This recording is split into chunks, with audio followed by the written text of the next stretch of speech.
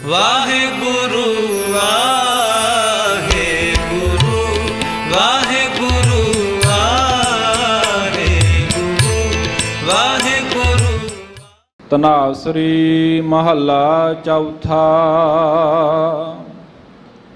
ਹਰ ਹਰ ਬੂੰਦ ਭਏ ਹਰ ਸੁਆਮੀ, ਹਮ ਚਾਤ੍ਰਿਕ ਬਿਲਲ ਬਿਲਲਾਤੀ। ਹਰ ਹਰ ਕਿਰਪਾ ਕਰਹੁ ਪ੍ਰਭ ਆਪਣੀ, ਮੁਖ ਦੇਵੋ ਹਰ ਨਿਮਖਾਤੀ। ਹਰ ਹਰ ਬੂੰਦ ਭਏ ਹਰ ਸੁਆਮੀ, ਹਮ ਚਾਤ੍ਰਿਕ ਬਿਲਲ ਬਿਲਲਾਤੀ। ਹਰ ਹਰ ਕਿਰਪਾ ਕਰਹੁ ਪ੍ਰਭ ਆਪਣੀ, ਮੁਖ ਦੇਵੋ ਹਰ ਨਿਮਖਾਤੀ। ਹਰ ਬਿਨਾ ਰਹਿ ਨ ਸਕੋ ਇਕ ਰਾਤੀ, ਜਿਉ ਬਿਨ ਅਮਲੈ ਅਮਲੀ ਮਰ ਜਾਈ ਹੈ।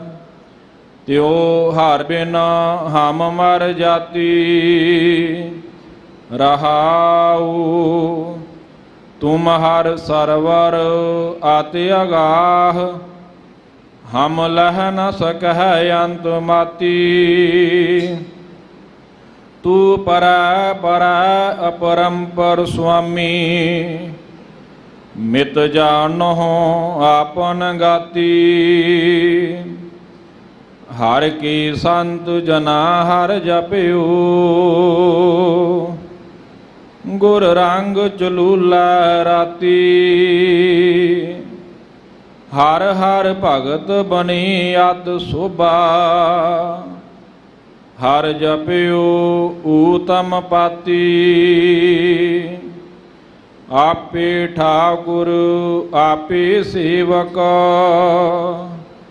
ਆਪ ਬਨਾਵੈ ਭਾਤੀ। ਨਾਨਕ ਜਨ ਤੁਮਰੀ ਸਰਨਾਈ, ਹਰ ਰਾਖੋ ਲਾਜ ਭਗਾਤੀ। ਆਪੇ ਠਾਕੁਰ ਆਪੇ ਸੇਵਕ, ਆਪ ਬਨਾਵੈ ਭਾਤੀ। ਨਾਨਕ ਜਨ ਤੁਮਰੀ ਸਰਨਾਈ, ਹਰ ਰਾਖੋ ਲਾਜ ਭਗਾਤੀ। ਵਾਹਿਗੁਰੂ ਜੀ ਕਾ ਖਾਲਸਾ, ਵਾਹਿਗੁਰੂ ਜੀ ਕੀ ਫਤਿਹ। ਗੁਰਦੁਆਰਾ ਮੰਜੀ ਸਾਹਿਬ ਦੀਵਾਨ ਅਸਥਾਨ ਵਿਖੇ ਆਪ ਜੀ ਹਾਜ਼ਰੀ ਭਰ ਰਹੇ ਹੋ। ਸਤਿਗੁਰਾਂ ਜੀ ਦੇ ਅੰਮ੍ਰਿਤ ਬਚਨਾਂ ਦਾ ਕੀਰਤਨ ਆਪ ਜੀ ਨੇ ਸਰਵਣ ਕੀਤਾ ਹੈ। ਅੱਜ ਸਤਿਗੁਰੂ ਗੁਰੂ ਗ੍ਰੰਥ ਸਾਹਿਬ ਮਹਾਰਾਜ ਜੀ ਨੇ ਜੋ ਅੰਮ੍ਰਿਤ ਵੇਲੇ ਸ੍ਰੀ ਹਰਿਮੰਦਰ ਸਾਹਿਬ ਜੀ ਵਿਖੇ ਪ੍ਰਕਾਸ਼ਮਨ ਹੋ ਕਰ ਹੁਕਮ ਰੂਪ ਸ਼ਬਦ ਬਖਸ਼ਿਸ਼ ਕੀਤਾ ਹੈ, ਇਹ ਅੰਮ੍ਰਿਤ ਬਚਨ ਸਤਿਗੁਰੂ ਗੁਰੂ ਰਾਮਦਾਸ ਜੀ ਮਹਾਰਾਜ ਹਜ਼ੂਰ ਦੀ ਮੁਬਾਰਕ ਰਸਨਾ ਤੋਂ ਉਚਾਰਨ ਕੀਤਾ ਹੋਇਆ ਹੈ। ਇਸ ਸ਼ਬਦ ਦੇ ਅੰਦਰ ਸਤਿਗੁਰੂ ਗੁਰੂ ਰਾਮਦਾਸ ਜੀ ਮਹਾਰਾਜ ਉਸ ਬਿਰਹਾ ਦੀ ਅਵਸਥਾ ਨੂੰ ਬਿਆਨ ਕਰ ਰਹੇ ਨੇ, ਜਿਸ ਵਿੱਚ ਪਰਮੇਸ਼ਵਰ ਵਾਹਿਗੁਰੂ ਜੀ ਨੂੰ ਮੁਹੱਬਤ ਕਰਨ ਵਾਲੀ ਜੋ ਰੂਹ ਹੈ, ਜੋ ਅੱਠੇ ਪੈਰ ਸਾਈਂ ਦੇ ਰੰਗ ਵਿੱਚ ਰਤੀ ਹੋਈ ਹੈ,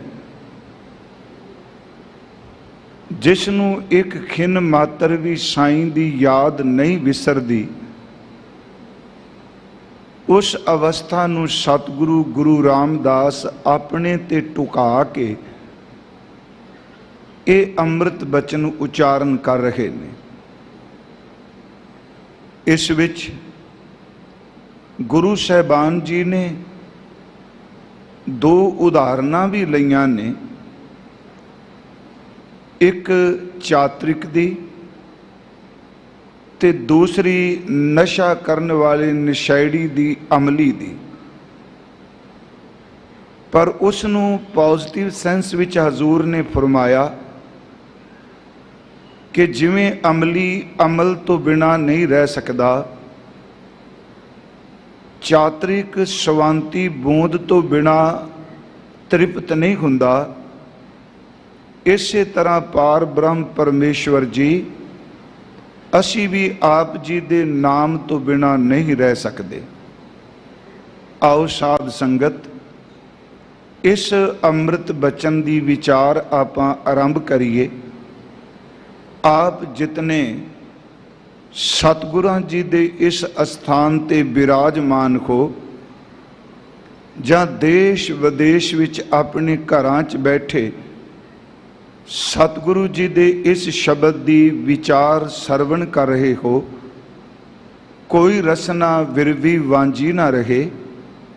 ਸਤਿਗੁਰੂ ਗੁਰੂ ਰਾਮਦਾਸ ਮਹਾਰਾਜ ਜੀ ਆਪ ਕਿਰਪਾ ਕਰਕੇ ਅੰਦਰ ਦਾ ਟਿਕਾ ਬਖਸ਼ੋ, ਆਪ ਵਿੱਚ ਵਰਤ ਕੇ ਸਤਿਗੁਰੂ ਇਸ ਅੰਮ੍ਰਿਤ ਬਚਨ ਦੀ ਵਿਚਾਰ ਕਰਾ ਲਵੋ। ਪਿਆਰ ਅਦਬ ਸਹਿਤ ਅਸੀਸ ਬਖਸ਼ਦੇ ਹੋਏ ਉਚਾਰਨ ਕਰੋ ਜੀ, ਸਤਨਾਮ ਸ੍ਰੀ ਵਾਹਿਗੁਰੂ ਜੀ। ਫਿਰ ਉਚਾਰਨ ਕਰੋ ਜੀ, ਸਤਨਾਮ ਸ੍ਰੀ ਵਾਹਿਗੁਰੂ ਜੀ। ਸਤਨਾਮ ਸ੍ਰੀ ਵਾਹਿਗੁਰੂ ਸਾਹਿਬ ਜੀ। ਧਨਾਸਰੀ ਮਹੱਲਾ ਚੌਥਾ। ਸਤਿਗੁਰੂ ਗੁਰੂ ਰਾਮਦਾਸ ਮਹਾਰਾਜ ਜੀ ਨੇ ਇਸ ਅੰਮ੍ਰਿਤ ਬਚਨ ਨੂੰ ਧਨਾਸਰੀ ਰਾਗ ਦੇ ਵਿੱਚ ਉਚਾਰਨ ਕੀਤਾ ਹੈ। ਅਸੀਂ ਜਦੋਂ ਸਤਿਗੁਰੂ ਗੁਰੂ ਰਾਮਦਾਸ ਮਹਾਰਾਜ ਜੀ ਦੇ ਪਵਿੱਤਰ ਜੀਵਨ ਦੇ ਦਰਸ਼ਨ ਕਰਨੇ ਆ ਜਾਂ ਹਜ਼ੂਰ ਦਾ ਜੀਵਨ ਪੜ੍ਹਦੇ ਹਾਂ, ਉਸ ਨੂੰ ਜੇ ਆਪਾਂ ਤਿੰਨ ਹਿੱਸਿਆਂ ਵਿੱਚ ਦੀਦਾਰ ਕਰਨੇ ਹੋਣ ਤਾਂ ਇਤਿਹਾਸ ਦੀ ਗੱਲ ਮੈਂ ਕਰ ਰਿਹਾ। ਇੱਕ ਦ੍ਰਿਸ਼ਟਮਾਨ ਜੀਵਨ ਦਾ ਉਹ ਪੜਾਅ ਹੈ ਜੋ ਸਤਿਗੁਰਾਂ ਨੇ ਲਾਹੌਰ ਦੀ ਧਰਤੀ ਤੇ ਬਤੀਤ ਕੀਤਾ ਹੈ, ਬਚਪਨ ਦਾ ਵਕਤ। ਆਉਣ ਵਾਲੇ ਦਿਨਾਂ 'ਚ ਆਪਾਂ ਵਿਚਾਰਾਂਗੇ ਵੀ ਇਹ। ਦੂਸਰਾ ਫਿਰ ਹਜ਼ੂਰ ਲਾਹੌਰ ਤੋਂ ਪਿੰਡ ਬਾਸਰ ਕੇ ਆਉਂਦੇ ਆ। ਬਾਸਰ ਕੇ ਪਿੰਡ ਤੋਂ ਬਾਅਦ ਸੱਚੇ ਪਾਤਸ਼ਾਹ ਗੋਇੰਦਵਾਲ ਸਾਹਿਬ ਜੀ ਦੀ ਧਰਤੀ ਤੇ ਆਉਂਦੇ ਆ, ਜਿਨ੍ਹਾਂ ਨੂੰ ਭੱਟ ਸਾਹਿਬਾਨਾਂ ਨੇ ਨਾਮ ਦਿੱਤਾ ਹੈ ਗੋਬਿੰਦਵਾਲ ਗੋਬਿੰਦਪੁਰੀ ਸਮ ਜਲਨ ਤੀਰ ਵਿਪਾਸ ਬਣਾਇਓ। ਗਇਓ ਦੁਖ ਦੂਰ ਬਰਖਨ ਕੋ ਸੋ ਗੁਰੂ ਮੁਖ ਦੇਖ ਗਰੂ ਸੁਖ ਪਾਇਓ। ਬਿਆਸ ਦੇ ਕਿਨਾਰੇ ਤੇ ਗੋਇੰਦਵਾਲ ਸਾਹਿਬ ਦੀ ਧਰਤੀ, ਜਿਹਨੂੰ ਭਾਈ ਸਾਹਿਬ ਭਾਈ ਗੁਰਦਾਸ ਸਾਹਿਬ ਜੀ ਨੇ ਆਪਣੀ ਰਚਨਾ 'ਚ ਇਸ ਤਰ੍ਹਾਂ ਦਰਜ ਕੀਤਾ ਹੈ, ਫੇਰ ਵਸਾਇਆ ਗੋਇੰਦਵਾਲ ਅਚਰਜ ਖੇਲ ਨਾ ਲਖਿਆ ਜਾਈ, ਕਿ ਧੰਨ ਗੁਰੂ ਅਮਰਦਾਸ ਜੀ ਨੇ ਗੋਇੰਦਵਾਲ ਸਾਹਿਬ ਦੀ ਧਰਤੀ ਵਸਾਈ ਹੈ। ਅਰਜ਼ ਹੈ ਜ਼ਿੰਦਗੀ ਦਾ ਜੋ ਸਾਧਨਾ ਦਾ ਕਹਿ ਲੋ, ਸੇਵਾ ਜੋ ਕਰਮ ਦਾ ਧਰਤੀ ਹੈ, ਉਹ ਜ਼ਿਆਦਾ ਹਿੱਸਾ ਧੰਨ ਗੁਰੂ ਰਾਮਦਾਸ ਮਹਾਰਾਜ ਜੀ ਦਾ ਗੋਇੰਦਵਾਲ ਸਾਹਿਬ ਦੀ ਧਰਤੀ ਤੇ ਬਤੀਤ ਹੋਇਆ ਹੈ। ਤੀਸਰਾ, ਜਿਸ ਧਰਤੀ ਤੇ ਆਪਾਂ ਅੱਜ ਬੈਠੇ ਹਾਂ, ਜਿਸ ਜ਼ਮੀਨ ਦੇ ਉੱਪਰ ਸਦੀਆਂ ਤੋਂ ਨਮਸਕਾਰਾਂ ਵੀ ਹੋ ਰਹੀਆਂ ਨੇ, ਇਸ ਧਰਤੀ ਦੇ ਪ੍ਰਤੀ ਸਾਜ਼ਿਸ਼ਾਂ ਵੀ ਹੋ ਰਹੀਆਂ ਨੇ ਤੇ ਹੁੰਦੀਆਂ ਵੀ ਰਹੀਆਂ। ਇਸ ਧਰਤੀ ਦੇ ਉੱਤੇ ਧੰਨ ਗੁਰੂ ਰਾਮਦਾਸ ਜੀ ਨੇ ਇਹ ਪਵਿੱਤਰ ਨਗਰੀ ਵਸਾਈ। ਤੇ ਤੀਸਰਾ ਪੜਾਅ ਹਜ਼ੂਰ ਦੇ ਜੀਵਨ ਦਾ ਅਸੀਂ ਚੱਕ ਗੁਰੂ ਕਾ ਜਾਂ ਰਾਮਦਾਸਪੁਰ, ਸੁਦਾਸਰ ਅੱਜ ਦੀ ਸ਼ਬਦਾਵਲੀ ਵਿੱਚ ਆਪਾਂ ਸ਼੍ਰੀ ਅੰਮ੍ਰਿਤਸਰ ਸਾਹਿਬ ਕਹਿ ਸਕਨੇ ਹਾਂ। ਸਤਿਗੁਰੂ ਗੁਰੂ ਰਾਮਦਾਸ ਮਹਾਰਾਜ ਜੀ ਨੇ ਜਦੋਂ ਗੁਰਤਾ ਗੱਦੀ ਤੇ ਗੁਰਿਆਈ ਹਜ਼ੂਰ ਜੀ ਨੂੰ ਮਿਲਦੀ ਹੈ ਤੇ ਗੁਰੂ ਰਾਮਦਾਸ ਸੱਚੇ ਪਾਤਸ਼ਾਹ ਜੀ ਨੇ ਨਾ ਜੀ 19 ਰਾਗ ਤਾਂ ਸਤਿਗੁਰੂ ਗੁਰੂ ਨਾਨਕ ਸਾਹਿਬ ਦੇ ਸਨ, ਜਿਨ੍ਹਾਂ ਵਿੱਚ ਬਾਣੀ ਪਹਿਲਾਂ ਹਜ਼ੂਰ ਦੀ ਦਰਜ ਸੀ। ਤੇ ਗੁਰੂ ਰਾਮਦਾਸ ਜੀ ਨੇ ਕਿਰਪਾ ਕੀਤੀ ਜੀ, ਹਜ਼ੂਰ ਸੱਚੀ ਸਰਕਾਰ ਨੇ 19 ਰਾਗ ਗੁਰੂ ਨਾਨਕ ਸਾਹਿਬ ਜੀ ਵਾਲੇ ਤੇ 11 ਰਾਗ ਆਪਣੇ ਕੋਲੋਂ ਹੋਰ ਸਤਿਗੁਰੂ ਗੁਰੂ ਰਾਮਦਾਸ ਮਹਾਰਾਜ ਜੀ ਨੇ ਅੰਮ੍ਰਿਤ ਗੁਰਬਾਣੀ ਜਿਹੜੀ ਉਹ 30 ਰਾਗਾਂ ਦੇ ਵਿੱਚ ਉਚਾਰਨ ਕੀਤੀ ਹੈ। ਫਿਰ ਅਰਜ਼ ਹੈ, ਇਹ ਬੜੀ ਵੱਡੀ ਕਰਾਮਾਤ ਹੈ ਜੀ ਇਹ ਘਟਨਾ। ਇਸੇ ਕਰਕੇ ਗੁਰੂ ਸਾਹਿਬ ਦੇ ਘਰ ਦੇ ਰਬਾਬੀ ਸਾਹਿਬ ਕਹਿ ਰਹੇ ਨੇ ਇਹ ਬਚਨ ਕਿ ਪੂਰੀ ਹੋਈ ਕਰਾਮਾਤ ਆਪ ਸਿਰਜਣਹਾਰੈ ਧਾਰਿਆ। ਤਾਂ ਹੀ ਭੱਟ ਸਾਹਿਬ ਜੀ ਕਹਿੰਦੇ ਸਮਰੱਥ ਗੁਰੂ ਸਿਰ ਹੱਥ ਧਰਿਓ, ਗੁਰ ਕੀਨੀ ਕਿਰਪਾ ਹਰ ਨਾਮ ਦਿਓ। ਇਹ ਧੰਨ ਗੁਰੂ ਰਾਮਦਾਸ ਮਹਾਰਾਜ ਜੀ ਨੇ ਨਾ ਜੀ 30 ਰਾਗਾਂ ਦੇ ਵਿੱਚ ਅੰਮ੍ਰਿਤ ਬਾਣੀ ਜਿਹੜੀ ਉਹ ਉਚਾਰਨ ਕੀਤੀ ਹੈ। ਉਹਨਾਂ ਵਿੱਚ ਜੋ ਤਨਾਸਰੀ ਰਾਗ ਹੈ, ਇਸ ਵਿੱਚ ਸਤਿਗੁਰੂ ਗੁਰੂ ਰਾਮਦਾਸ ਮਹਾਰਾਜ ਉਹਨਾਂ ਦਾ ਅੱਜ ਦਾ ਇਹ ਬਚਨ ਉਚਾਰਨ ਕੀਤਾ ਹੈ। ਹਰ ਹਰ ਬੂੰਦ ਭਏ ਹਰ ਸੁਆਮੀ। ਹਜ਼ੂਰ ਸੱਚੇ ਪਾਤਸ਼ਾਹ ਮਹਾਰਾਜ ਹਰ ਹਰ ਉਸ ਹਰੀ ਪਰਮਾਤਮਾ ਨੂੰ ਜਿਹੜਾ ਦੁੱਖ ਹਰਨ ਵਾਲਾ ਹੈ, ਜਿਹੜਾ ਸਭ ਨੂੰ ਖਰਿਆਂ ਭਰਿਆਂ ਕਰਨ ਵਾਲਾ ਹੈ, ਜਿਹੜਾ ਸੂਕੇ ਖਰੇ ਕਰ ਦਿੰਦਾ ਹੈ। ਹਜ਼ੂਰ ਕਹਿੰਦੇ ਸਾਡੇ ਪਾਰ ਬ੍ਰਹਮ ਪਰਮੇਸ਼ਵਰ ਵਾਹਿਗੁਰੂ ਜਿਹੜੇ ਨੇ ਉਹ ਇਸ ਤਰ੍ਹਾਂ ਉਹਨਾਂ ਦਾ ਨਾਮ ਜਿਵੇਂ ਇੱਕ ਬੂੰਦ ਹੋਵੇ। ਹਮ ਚਾਤ੍ਰਿਕ ਬਿਲਲ ਬਿਲਲਾਤੀ। ਸਤਿਗੁਰੂ ਆਪਣੇ ਤੇ ਬਚਨ ਟੁਕਾ ਰਹੇ ਨੇ ਕਿ ਪਾਰ ਬ੍ਰਹਮ ਪਰਮੇਸ਼ਵਰ ਹਰੀ ਵਾਹਿਗੁਰੂ ਜੀ ਆਪ ਜੀ ਦਾ ਨਾਮ ਹੈ ਸੱਚ ਕੇ ਜਿਵੇਂ ਸਵੰਤੀ ਬੂੰਦ ਨਕਸ਼ਤਰੀ ਬੂੰਦ ਹੈ, ਤੇ ਅਸੀਂ ਹਾਂ ਚਾਤ੍ਰਿਕ ਦੀ ਤਰ੍ਹਾਂ। ਜਿਵੇਂ ਚਾਤ੍ਰਿਕ ਬਬੀਆ ਉਸ ਦੀ ਪਿਆਸ ਕੇਵਲ ਸਵੰਤੀ ਬੂੰਦ ਨਾਲ ਹੀ ਬੁਝ ਸਕਦੀ ਹੈ, ਤੇ ਉਹ ਜਦੋਂ ਬੂੰਦ ਨਹੀਂ ਮਿਲਦੀ ਤੇ ਚਾਤ੍ਰਿਕ ਜਿਹੜਾ ਉਹ ਬਿਰਲਾਪ ਕਰਦਾ ਹੈ, ਸੱਚੀ ਮੁੱਚੀ ਉਹ ਵਿਲਕਦਾ ਹੈ ਜੀ। ਇਸ ਤਰ੍ਹਾਂ ਇਉਂ ਕਹਿ ਲਈਏ ਕਿ ਜਿਵੇਂ ਇੱਕ ਬੱਚਾ ਆਪਣੀ ਮਾਂ ਦਾ ਦੁੱਧ ਨਾ ਮਿਲੇ ਉਹ ਵਿਲਕਦਾ ਹੈ, ਉਹ ਵਿਰਲਾਪ ਕਰਦਾ ਹੈ। ਕਿ ਪਾਰ ਬ੍ਰਹਮ ਪਰਮੇਸ਼ਵਰ ਜੀ ਆਪ ਜੀ ਦਾ ਨਾਮ ਬੂੰਦ ਦੀ ਤਰ੍ਹਾਂ ਹੈ। ਅਸੀਂ ਜਗਿਆਸੂ ਹਜ਼ੂਰ ਆਪਣੇ ਤੇ ਗੱਲ ਕਰ ਰਹੇ ਆ, ਅਸੀਂ ਚਾਤ੍ਰਿਕ ਦੀ ਤਰ੍ਹਾਂ ਹਾਂ ਤੇ ਬੂੰਦ ਤੋਂ ਬਿਨਾ ਜਿਵੇਂ ਚਾਤ੍ਰਿਕ ਵਿਰਲਾਪ ਕਰਦਾ ਹੈ, ਆਪ ਜੀ ਦਾ ਨਾਮ ਨਾ ਮਿਲੇ ਤੇ ਅੰਦਰ ਜੋ ਹੈ ਉਹ ਵਿਰਲਾਪ ਕਰ ਰਿਹਾ ਹੈ। ਹਰ ਹਰ ਕਿਰਪਾ ਕਰਹੁ ਪ੍ਰਭ ਆਪਣੀ। ਹਜ਼ੂਰ ਫਿਰ ਅੱਗੇ ਇੱਥੇ ਬੇਨਤੀ ਕਰ ਰਹੇ ਆ, ਇੰਨਾ ਸ਼ਬਦ ਕਹਿ ਕੇ ਆਪ ਜੀ ਬੂੰਦ ਕੋ ਅਸੀਂ ਚਾਤ੍ਰਿਕ ਹਾਂ। ਹਜ਼ੂਰ ਕਹਿ ਰਹੇ ਨੇ ਹੇ ਪ੍ਰਭੂ ਜੀ ਹਰੀ ਪਰਮਾਤਮਾ ਜੀ ਆਪ ਜੀ ਸਾਡੇ ਤੇ ਕਿਰਪਾ ਕਰੋ, ਮਿਹਰ ਕਰੋ, ਆਪਣੀ ਰਹਿਮਤ ਭਰੀ ਨਜ਼ਰ ਕਰੋ। ਮੁਖ ਦੇਵੋ ਹਰ ਨਿਮਖਾਤੀ। ਮੁਖ ਦੇਵੋ ਹਰ ਨਿਮਖਾਤੀ। ਸਾਡੇ ਮੁਖ ਦੇ ਵਿੱਚ ਇੱਕ ਨਿਮਖ ਮਾਤਰ। ਫਿਰ ਬੇਨਤੀ ਸੁਣਿਓ, ਚਾਤ੍ਰਿਕ ਦੇ ਮੂੰਹ ਵਿੱਚ ਸਵੰਤੀ ਬੂੰਦ ਪੈ ਜਾਏ ਉਹ ਤ੍ਰਿਪਤ ਹੋ ਜਾਂਦਾ ਹੈ। ਹਜ਼ੂਰ ਬਚਨ ਕਰ ਰਿਹਾ ਆਪ ਸਵੰਤੀ ਬੂੰਦ ਦੀ ਤਰ੍ਹਾਂ ਤੁਹਾਡਾ ਨਾਮ ਹੈ, ਅਸੀਂ ਚਾਤ੍ਰਿਕ ਹਾਂ, ਆਪ ਜੀ ਕਿਰਪਾ ਕਰੋ। ਇੱਕ ਨਿਮਖਾਤੀ ਦਾ ਅਰਥ ਵੈਸੇ ਨਿਮਖ ਜਿਤਨਾ ਸਮਾਂ ਕਿ ਮਿਹਰ ਕਰੋ, ਥੋੜੇ ਤੋਂ ਥੋੜਾ ਆਪਣਾ ਨਾਮ ਜੋ ਹੈ ਉਹ ਸਾਡੇ ਮੁਖ ਦੇ ਵਿੱਚ ਟਿਕਾ ਦਿਓ, ਸਾਡੇ ਮੁਖ ਦੇ ਵਿੱਚ ਆਪ ਜੀ ਦਾ ਨਾਮ ਵਸ ਜਾਏ। ਹਰ ਬਿਨ ਰਹਿ ਨ ਸਕੋ ਇੱਕ ਰਾਤੀ। ਹਜ਼ੂਰ ਸੱਚੇ ਪਾਤਸ਼ਾਹ ਇੱਥੇ ਬਖਸ਼ਿਸ਼ ਕਰ ਰਹੇ ਆ ਕਿ ਹਰੀ ਪ੍ਰਭੂ ਆਪ ਜੀ ਦੇ ਨਾਮ ਤੋਂ ਬਿਨਾ ਅਸੀਂ ਇੱਕ ਰੱਤੀ, ਇੱਥੇ ਸ਼ਬਦ ਰਾਤੀ ਦਾ ਅਰਥ ਕਈਆਂ ਰਾਤਰੀ ਕੀਤਾ।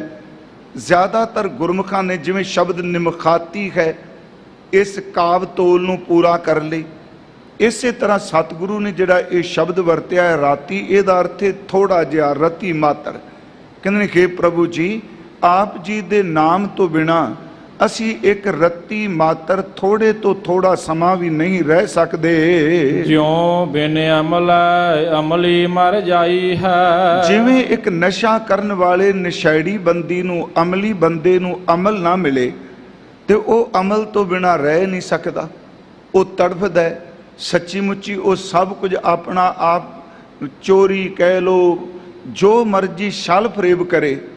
ਅਮਲ ਖਾਣ ਵਾਲਾ ਅਮਲੀ ਜਿਵੇਂ ਅਮਲ ਤੋਂ ਬਿਨਾ, ਨਸ਼ੇ ਤੋਂ ਬਿਨਾ ਨਹੀਂ ਰਹਿ ਸਕਦਾ। ਜੋ ਹਰ ਬਿਨ ਹਮ ਮਰ ਜਾਤੀ।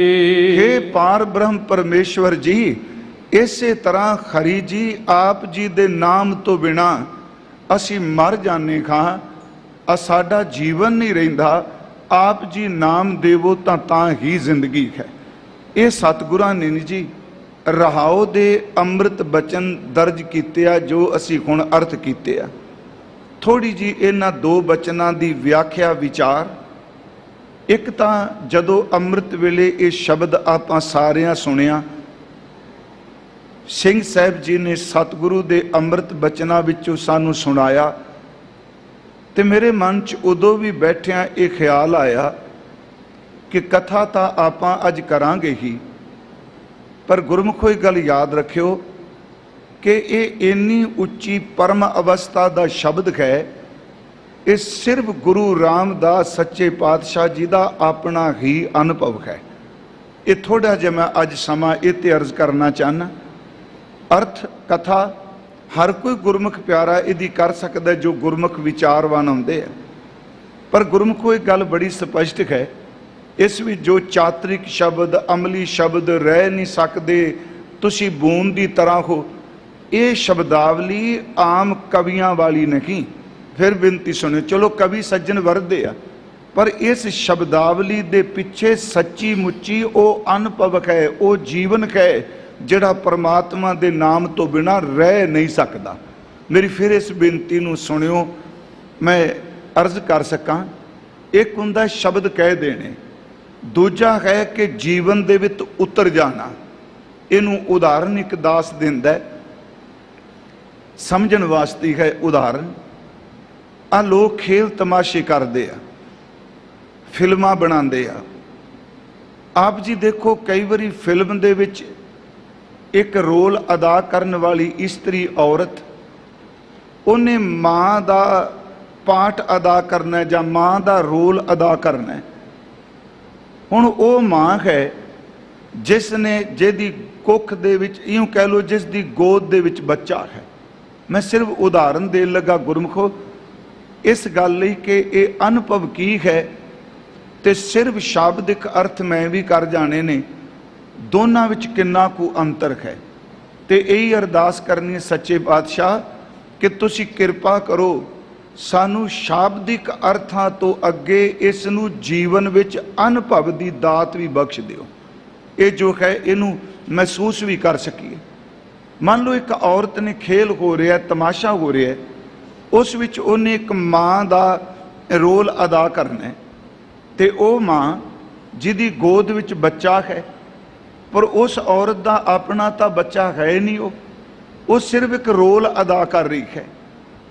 ਉਸ ਨੇ ਕਿਸੇ ਦਾ ਬੱਚਾ ਆਪਣੀ ਗੋਦ 'ਚ ਬਿਠਾ ਲਿਆ ਹੈ, ਤੇ ਜਿਹੜਾ ਤਮਾਸ਼ਾ ਬਣਾਉਣ ਵਾਲਾ, ਫਿਲਮ ਬਣਾਉਣ ਵਾਲਾ, ਉਹ ਕਹਿ ਰਿਹਾ ਹੈ ਵੀ ਇਸ ਬੱਚੇ ਨੂੰ ਮਾਂ ਦੀ ਗੋਦ ਵਿੱਚੋਂ ਲੁਟੇਰੇ ਨੇ ਜਾਂ ਡਾਕੂ ਨੇ ਖਿੱਚ ਕੇ ਲਿਜਾਣਾ ਹੈ।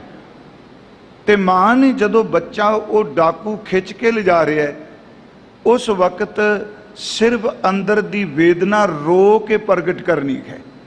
ਇਹਦਾ ਮਤਲਬ ਇੱਕ ਬੱਚੇ ਦਾ ਰੋਣਾ ਤੇ ਇੱਕ ਮਾਂ ਦਾ ਵਿਲਕਣਾ, ਦੋ ਚੀਜ਼ਾਂ ਉਹ ਸ਼ੂਟ ਕਰ ਰਿਹਾ ਜਾਂ ਉਹ ਫਿਲਮਾਉਣਾ ਚਾਹੁੰਦਾ ਹੈ। ਗੁਰਮੁਖੋ, ਉਸੇ ਹੀ ਤਮਾਸ਼ੇ ਨੂੰ ਵੇਖਣ ਲਈ ਉਹ ਵੀ ਔਰਤ ਭੀੜ ਦੇ ਵਿੱਚ ਖਲੋਤੀ ਹੋਈ ਹੈ ਜਿਨਨੇ ਬੱਚੇ ਨੂੰ ਜਨਮ ਦਿੱਤਾ ਹੈ। ਇਸ ਉਦਾਹਰਨ ਨੂੰ ਇਹ ਨਾ ਸਮਝਿਓ ਨੀਵਾਂ ਪੱਧਰ, ਕਿਉਂਕਿ ਆਪਾਂ ਤਾਂ ਅਮਲੀ ਦੀ ਉਦਾਹਰਨ ਵੀ ਪੜ੍ਹਨੇ ਪਏ ਅੱਜ। ਅਮਲ ਖਾਣਾ ਕਿਹੜੀ ਚੰਗੀ ਗੱਲ ਹੈ, ਇਹ ਅੱਗੇ ਮੈਂ ਬੇਨਤੀ ਕਰਾਂਗਾ ਥੋੜੀ ਜੀ। ਉਸ ਵਕਤ ਜਿਸ ਮਾਂ ਨੇ ਬੱਚੇ ਨੂੰ ਜਨਮ ਦਿੱਤਾ ਹੈ, ਉਹ ਵੀ ਖਲੋਤੀ ਕੋਈ ਦੇਖ ਰਹੀ ਹੈ, ਪਰ ਜਿਨਨੇ ਜਨਮ ਨਹੀਂ ਦਿੱਤਾ ਗੋਦੀ ਉਹਦੀ 'ਚ ਬੈਠਾ ਹੋਇਆ।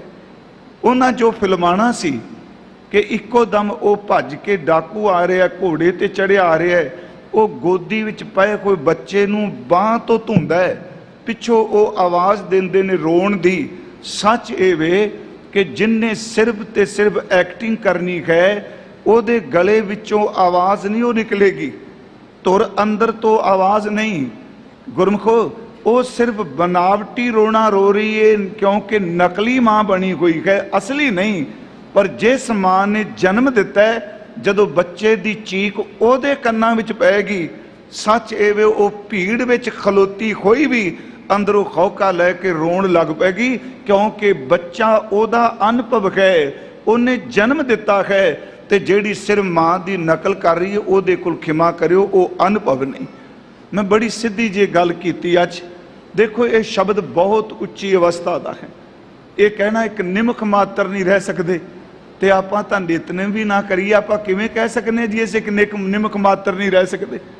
गुरमुखो आप सतगुरु का पाठ भी ना करिए, तो एक निमख मात्र याद भी ना करिए, तो अर्थ करदे हां तां मैं भी कह देना सच्चे पातशाह एक निमख मात्र असीं नहीं रह सकते। दो तीन उदाहरण असीं बाणी चों लांगे, सिर्फ इस करके क्योंकि बड़ी उच्ची अवस्था का बिरहा का यह बचन है। एक तो सतगुरां ने यह बचन किया, उदाहरण एक ही दिती है। आ जिहड़ा साडा शरीर है, जिस तन नूं कोई रोग लगा होवे, बीमारी लगी होवे, जां किसी किस्म की अंदर पीड़ उठी होवे, गुरमुखो पीड़ का अनुभव सिर्फ वही जानता है, वही दर्द महसूस करता है जिदे अंदर पीड़ा है।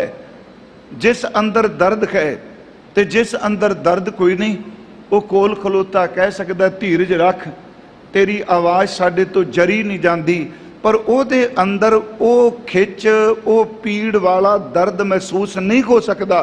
महाराज ने बाणी च कहा सो कत जानै पीर पराई, वो किसी बगाने की दर्द नूं पीड़ नूं की समझ सकता है, जाके अंतर दर्द ना पाई। जिस बंदे दे अंदर वो पीड़ा ही नहीं, ओदा अनुभव ही नहीं, वो उस पीड़ नूं किवें समझ सकता है। जिस नूं दर्द होवे दर्द वाला ही दर्द महसूस करता है।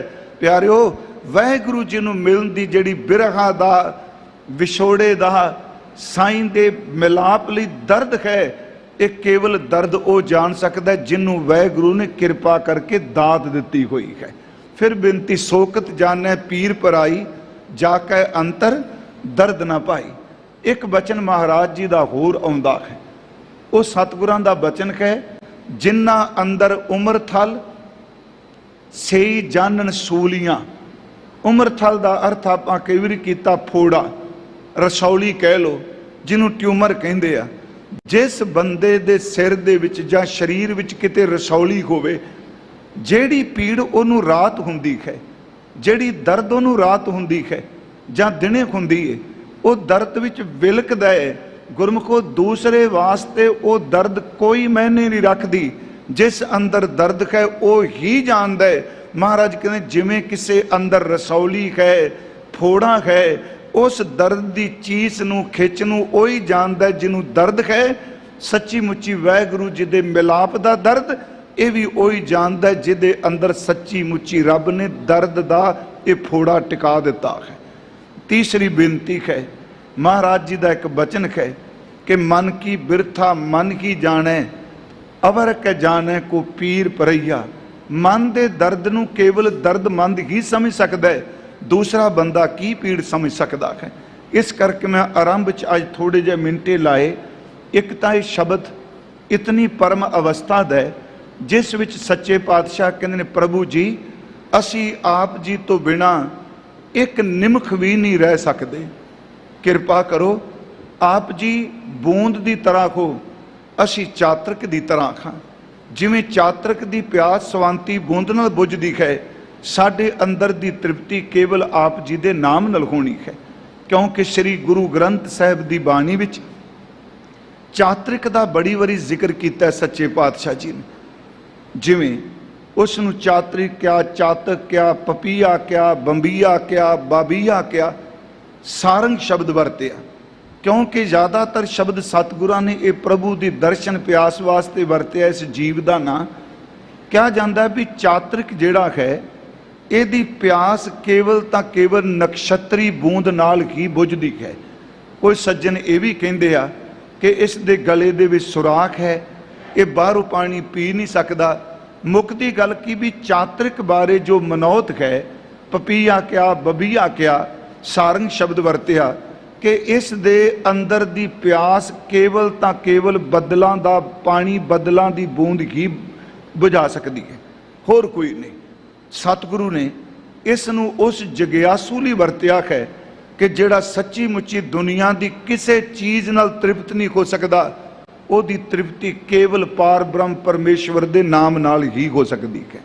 जिवें असीं सतगुरु जी दे अमृत बचन पढ़ने हां कि चातरिक किसी भी सरोवर का पानी नहीं पींदा, किसी भी छप्पड़ टोबे का पानी नहीं पींदा, किसी भी कूप खूह का पानी नहीं पींदा, क्योंकि जदों बूंद वरसेगी सीधी ओदे मूँह विच जाए, गले तो थले उतरे तां उन्हें तृप्त होना है। इसे करके गुरु नानक साहिब जी ने परमेश्वर की मुहब्बत लई शब्द वरतिया, रे मन ऐसी खारशों प्रीत कर जैसी चातरिक मेह। हे मेरे मना, तू पार ब्रह्म परमेश्वर नूं इस तरह प्रीत कर जिवें चातरिक जिहड़ा है वो स्वांती बूंद नूं प्यार कर रहा है। रे मन ऐसी खारशों प्रीत कर जैसी चातरिक में। ते महाराज कहंदे ने कि 4 चफेरे पानी होवे पर ओदे अंदर दी तृप्ति सिर्फ स्वांती बूंद नाल होनी है। इसे नूं गुरु अर्जुन साहिब ने कहा कि चातरिक चित सुचित सो साजन चाहिए, जिस संग लागै प्राण तिसै को आईए। बन बन फिरत उदास बूंद जल कारण है, हर हाँ त्यो खरजन मांगै नाम नानक बलिहार ने। सच्चे पातशाह महाराज जी का यह फुना है जी। थोड़े जे अर्थ आप ये कर देने। महाराज कहते ने परमेश्वर नूं प्यार करना है, मुहब्बत करनी है, तो इस तरह जगियासू का चित्त चाहिए जिमें चातरिक का चित्त है, क्योंकि सार भर थल हरियावले एक बूंद न पवी के। परमात्मा नूं पाण लई चातरिक वर्गी बिरती चाहिए। चातरिक चित्त सुचित सो साजन चाहिए। फिर बेनती सुनियो, जे बार बार परमेश्वर वैगुरु सज्जन नूं मिलना है तो हिरदा चातरिक वर्गा रख, क्योंकि चातरिक स्वांती बूंद तो बिना होर कोई जल सेवन नहीं करता। तेरा हिरदा प्रभु नूं पाण दे लई केवल परमात्मा दे नाम लई होवे। कोई वासना, कोई फुरना, कोई दुनिया की ताकत तेरे अंदर की सुरती नूं अपने वल आकर्षित ना कर सके, अपने वल खिंच ना सके। महाराज कहते चातरिक चित्त सो साजन चाहिए, जिस संग लागै प्राण तिसै को आईए। जिस परमात्मा नूं आपां पाउणा चाहते हैं, जिहदे नाल अपने प्राण ने अपना अंदर जुड़िया है, सिर्फ ओदी ही चाहना कर। चातरिक चित्त सो साजन चाहिए, जिस संग लागै प्राण तिसै को आईए। बन बन फिरत उदास बूंद जल कारण। गुरमुखो चातरिक एक बूंद दे लई जंगल दे विच उड़दा है, आवाज़ां मारदा है। लोग रात सुते हुंदे आ ते पिया पिया दी आवाज़ प्रियो प्रियो जिहड़ा बबीआ बोलदा है। इत्थे उदाहरण दास एक दे दे। एक बार मैं अर्ज कीती सी गुरमुखो कि रजनीश दा टीका काफ़ी ज़्यादा सज्जना ने पढ़िया, जिन्हों ओशो कहा जाता है, कि उन्होंने जदों गुरु नानक साहब जी का जपजी साहब के उत्ते बोले, हो कह लो उन्होंने तो लैक्चर ही किया बोले, तो उस विच उन्होंने जिहड़ी शुरुआत की है वो सतगुरां दे जीवन की एक साखी तो की है। भावें उन्होंने शब्द वरत्या है कि एक कहानी है, असल च कली वो कहानी नहीं, वो सतगुरां दे जीवन दी विच एक वापरी हुई वो घटना है, जिन्हों साखी सहत दे विच जिहड़ी भाई बाबा मेहरबान वाली साखी है, बाबा पिरथी चंद जी दे बेटे ने जिहड़ी गुरुदेव की जन्म साखी लिखी, उस मेहरबान वाली जन्म साखी विच दरअसल ये एक साखी है। उस विच मैं साखी विच बेनती कर लगा कि उत्थे उन्होंने उम्र सतगुरां दी 24 साल की लिखी है। बाबा मेहरबान जी लिख दिया कि 24 साल की उम्र हुई बाबा नानक दी। चलो उन्हों की शब्दावली तो बड़े कमाल दी है, मैं सरल जै शब्द वरतन लगा। कहता है कि चौमासा सी कि गुरु नानक साहब महाराज 24 साल की उम्र ते एक रात सौण ने सौण का शब्द वरत्या है, रजनीश ने भादों वरत्या। वो कहते सौण का महीना है ते रात नूं घटा उमड़ उमड़ के आई है, बदल लिशकदा है, वाहिगुरू बिजली लिशकदी है, बदल गरज रहे ने, ते उमड़ उमड़ के जो घटा आ रही है चढ़ के, कहते बाबा नानक ਇਹ ਸ਼ਬਦ ਵਰਤੇ। ਧੰਨ ਗੁਰੂ ਨਾਨਕ ਸਾਹਿਬ ਜੀ ਮਹਾਰਾਜ ਆਪਣੇ ਘਰ ਦੇ ਵਿੱਚ ਜਿਉਂ-ਜਿਉਂ ਬੱਦਲ ਉਮੜ ਕੇ ਆ ਰਿਹਾ ਹੈ, ਤਿਉਂ ਗੁਰੂ ਨਾਨਕ ਸਾਹਿਬ ਜੀ ਉਮੜ ਕੇ ਆਪਣੇ ਪਿਆਰੇ ਵਾਹਿਗੁਰੂ ਜੀ ਦਾ ਜਸ ਗਾ ਰਹੇ ਨੇ, ਉਹਦੀ ਸਿਫਤ ਕਰ ਰਹੇ ਆ, ਉਸ ਪਰਮਾਤਮਾ ਦੀ ਇਬਾਦਤ ਕਰ ਰਹੇ ਨੇ। ਕਹਿੰਦੇ ਰਾਤ ਗਈ ਕਿ ਗੁਰੂ ਨਾਨਕ ਸਾਹਿਬ ਉੱਚੀ ਵਾਹਿਗੁਰੂ ਜੀ ਨੂੰ ਪੁਕਾਰ ਰਹੇ ਨੇ ਤੇ ਸਨਮਾਨਯੋਗ ਮਾਤਾ ਤ੍ਰਿਪਤਾ ਜੀ ਉੱਠਦੇ ਨੇ। ਉਸ ਦੇਖਦੇ ਆ ਕਿ ਗੁਰੂ ਨਾਨਕ ਸਾਹਿਬ ਮਹਾਰਾਜ ਜੀ ਦੇ ਉਸ ਅਸਥਾਨ ਤੋਂ, ਘਰ ਤੋਂ ਜਾਂ ਕਮਰੇ ਚੋਂ ਆਵਾਜ਼ ਆ ਰਹੀ ਉੱਚੀ ਗਾਉਣ ਦੀ, ਤੇ ਆਵਾਜ਼ ਦੇਖ ਕੇ ਕਹਿੰਦੇ ਨੇ ਬੇਟਾ ਮੈਂ ਅਰਜ਼ ਕਰਾਂ ਫਿਰ ਦੁਹਰਾਉਣ ਲੱਗਾ, ਇਹ ਅਸਲ 'ਚ ਜਨਮ ਸਾਖੀ ਵਿਸਾਖੀ ਹੈ ਕਿ ਬੇਟਾ ਸਾਰਾ ਪਿੰਡ ਆਰਾਮ ਦੇ ਨਾਲ ਸੁੱਤਾ ਹੈ ਕਿ ਤੁਹਾਨੂੰ ਚੈਨ ਨਹੀਂ, ਆਪ ਜੀ ਵੀ ਰਾਤ ਸੌਂ ਜਾਓ, ਆਰਾਮ ਕਰ ਲਓ। ਕਿੰਨੀ ਰਾਤ ਗਈ, ਗੁਰੂ ਨਾਨਕ ਸਾਹਿਬ ਜੀ ਦੇ ਪਵਿੱਤਰ ਸਰਵਨਾ ਵਿੱਚ ਮਾਤਾ ਜੀ ਦੀ ਆਵਾਜ਼ ਪੈਂਦੀ ਹੈ। ਇੰਨੀ ਦੇਰ ਨੂੰ ਕੀ ਹੁੰਦਾ ਹੈ ਕਿ ਮਹਾਰਾਜ ਜੀ ਸੌਂਦੇ ਆ, ਪੀਓ ਦੀ ਆਵਾਜ਼ ਆਉਣ ਲੱਗ ਪੈਂਦੀ ਹੈ। ਅਸਲ 'ਚ ਉਹ ਬਬੀਆ ਬੋਲ ਰਿਹਾ, ਪੀਆ ਪ੍ਰਿਓ ਪੁਕਾਰ ਰਿਹਾ ਹੈ। ਤੇ ਮਹਾਰਾਜ ਉੱਤੇ ਜਨਮ ਸਾਖੀ ਵਾਲਾ ਲਿਖਦਾ ਹੈ, ਸਤਿਗੁਰੂ ਜੀ ਮਾਤਾ ਜੀ ਨੂੰ ਆਵਾਜ਼ ਦਿੰਦੇ ਨੇ ਉੱਤਰ ਮੋੜਵਾ ਕਿ ਮਾਤਾ ਜੀ ਇਹ ਸ਼ਰੀਕ ਹੈ ਮੇਰਾ। ਲਫ਼ਜ਼ ਉਹਨਾਂ ਉੱਥੇ ਵਰਤੇ ਕਿ ਜਿੰਨੀ ਦੇਰ ਤੱਕ ਇਹ ਚੈਨ ਨਾਲ ਨਹੀਂ ਬੈਠਦਾ ਉਨੀ ਦੇਰ ਤੱਕ ਮੈਂ ਕਿਵੇਂ ਚੈਨ ਨਾਲ ਬੈਠ ਜਾ। ਨਾਲ ਸ਼ਬਦ ਵਰਤਿਆ, ਇਹਦਾ ਪਿਆਰਾ ਤਾਂ ਬਹੁਤ ਨਜ਼ਦੀਕ ਹੈ।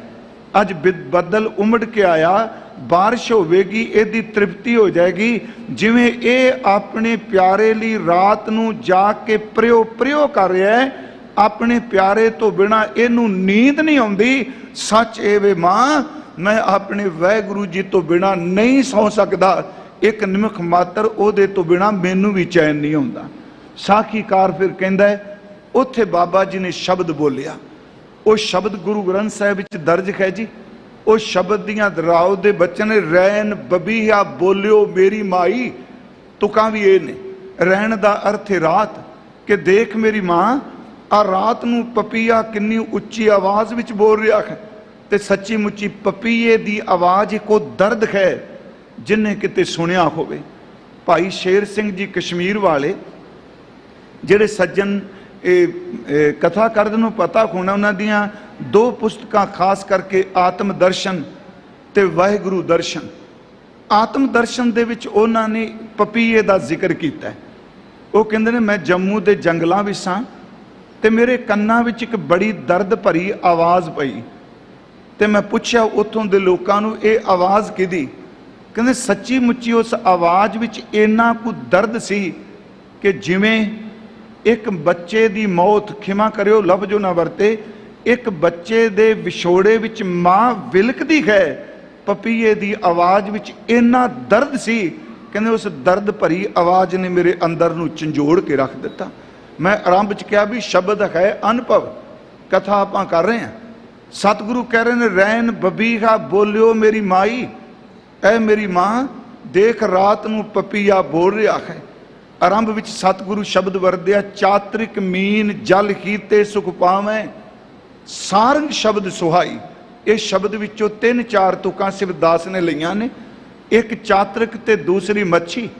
ਚਾਤਰਨੁਕ ਨੂੰ ਸਵਾਂਤੀ ਬੂੰਦ ਮਿਲੇ ਤਾਂ ਟਿਕਦਾ ਹੈ, ਮੱਛੀ ਨੂੰ ਪਾਣੀ ਮਿਲ ਜਾਏ ਤੇ ਤਾਂ ਟਿਕਦੀ ਹੈ। ਸੱਚ ਇਹ ਵੇ ਮਾਂ, ਬੰਦਗੀ ਕਰਨ ਵਾਲੇ ਨੂੰ ਰੱਬ ਦੀ ਬਾਣੀ ਤੇ ਨਾਮ ਮਿਲ ਜਾਏ ਉਹ ਤਾਂ ਟਿਕਦਾ ਹੈ। ਚਾਤ੍ਰਿਕ ਮੀਨ ਜਲ ਹੀਤੇ ਸੁਖ ਪਾਵੈ, ਸਾਰੰਗ ਸ਼ਬਦ ਸੁਹਾਈ। ਇੱਥੇ ਸਾਰੰਗ ਦਾ ਲਫ਼ਜ਼ੀ ਅਰਥ ਭਾਵੇਂ ਮੈਂ ਕਿਹਾ ਬਬੀਆ ਆਉਂਦਾ ਹੈ, ਪਰ ਇੱਥੇ ਸਾਰੰਗ ਦਾ ਲਫ਼ਜ਼ੀ ਅਰਥ ਹੈ ਖਰਨ। ਫਿਰ ਅਰਥ ਸੁਣਿਓ, ਕਿਉਂਕਿ ਸਾਰੰਗ ਦਾ ਲਫ਼ਜ਼ੀ ਕਿਰਪਾ ਜਲ ਦੇ ਨਾਨਕ ਸਾਰੰਗ ਕੋ, ਉੱਥੇ ਸਾਰੰਗ ਦਾ ਅਰਥ ਹੈ ਪਪੀਆ। ਇੱਥੇ ਜਿਹੜਾ ਸ਼ਬਦ ਨਾਲ ਸਾਰੰਗ ਲਫ਼ਜ਼ ਆਇਆ ਹੈ, ਇਸ ਸਾਰੰਗ ਦਾ ਲਫ਼ਜ਼ੀ ਅਰਥ ਕੀਤਾ ਵਿਦਵਾਨ ਪੁਰਖਾਂ ਨੇ ਖਰਨ, ਹਿਰਨ। ਮਹਾਰਾਜ ਕਹਿੰਦੇ ਚਾਤਰਕ ਤੇ ਮੱਛੀ ਨੂੰ ਪਾਣੀ ਤੋਂ ਟਿਕਾ ਮਿਲਦਾ ਹੈ, ਤੇ ਜਿਹੜਾ ਖਰਨ ਹੈ ਉਹ ਜਦੋਂ ਸ਼ਬਦ ਸੁਣਦਾ, ਘੰਡੇ ਖੇੜੇ ਦੀ ਆਵਾਜ਼ ਸੁਣਦਾ ਹੈ, ਉਧਰ ਖਿੱਚਿਆ ਜਾਂਦਾ ਹੈ। ਚਾਤਰਿਕ ਮੀਨ ਜਲ ਹੀ ਤੇ ਸੁਖ ਪਾਵੈ, ਸਾਰੰਗ ਸ਼ਬਦ ਸੁਹਾਈ। ਰੈਣ ਬਬੀਹਾ ਬੋਲਿਓ ਮੇਰੀ ਮਾਈ, ਲੋਚਨ ਤਾਰ ਲਲਤਾ ਬਿਲ ਲਾਤੀ, ਦਰਸ਼ਨ ਪਿਆਸ ਰਜਾਈ। ਇਸ ਸ਼ਬਦ ਦੀਆਂ ਤੁਕਾਂ ਨੂੰ ਫਿਰ ਸੁਣਿਓ। ਲੋਚਨ ਤਾਰ ਅੱਖਾਂ ਦੇ ਵਿੱਚ ਪਾਣੀ ਦੀ ਧਾਰਾ ਵਹਿ ਰਹੀ ਹੈ, ਜਿਹੜੀ ਜ਼ਬਾਨ ਹੈ ਲਲਤਾ ਹੈ, ਇਹ ਉੱਚੀ ਉੱਚੀ ਵਿਲਕ ਰਹੀ ਹੈ।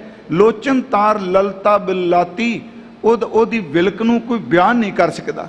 ਰਹਿਣ ਬਬੀਹਾ ਬੋਲਿਓ ਮੇਰੀ ਮਾਈ, ਲੋਚਨ ਤਾਰ ਲਲਤਾ ਬਿਲਾਤੀ, ਦਰਸ਼ਨ ਪਿਆਸ ਰਜਾਈ, ਆਪਣੇ ਪਿਆਰੇ ਬਿਨ ਇੱਕ ਖਿਨ ਰਹਿ ਨਾ ਸਕੂੰ, ਬਿਨ ਮਿਲੇ ਨੀਂਦ ਨਾ ਪਾਈ।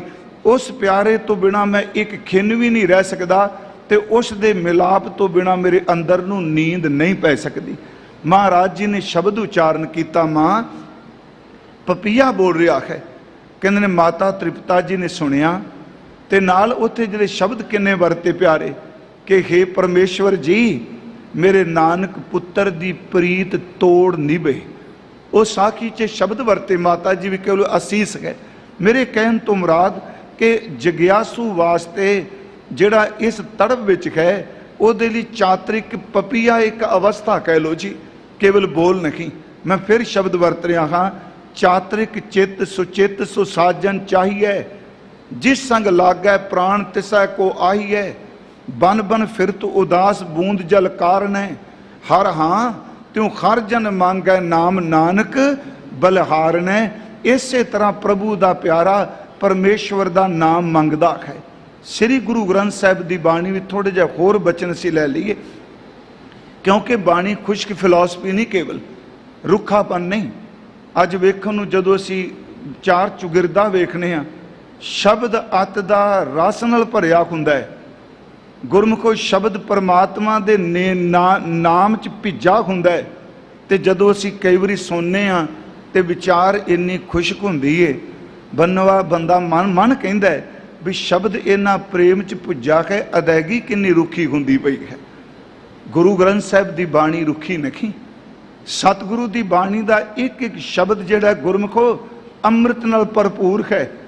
ਇਸੇ ਕਰਕੇ ਗੁਰੂ ਅਰਜੁਨ ਦੇਵ ਮਹਾਰਾਜ ਜੀ ਨੇ ਆਪਣੀ ਰਸਨਾ ਤੋਂ ਸ਼ਬਦ ਕਹਿ ਸਨ ਭਾਈ ਕਿ ਜਿਹੜੀ ਸਾਡੀ ਦੁਨੀਆ ਵਿੱਚ ਸਭ ਤੋਂ ਕੀਮਤੀ, ਸਭ ਤੋਂ ਜ਼ਿਆਦਾ ਅਮੋਲਕ ਕਹਿ ਲੋ ਨਿਰਮੋਲਕ ਸ਼ਬਦ ਵਰਤਾਂ, ਉਹ ਸਤਿਗੁਰਾਂ ਦੀ ਬਾਣੀ ਹੈ।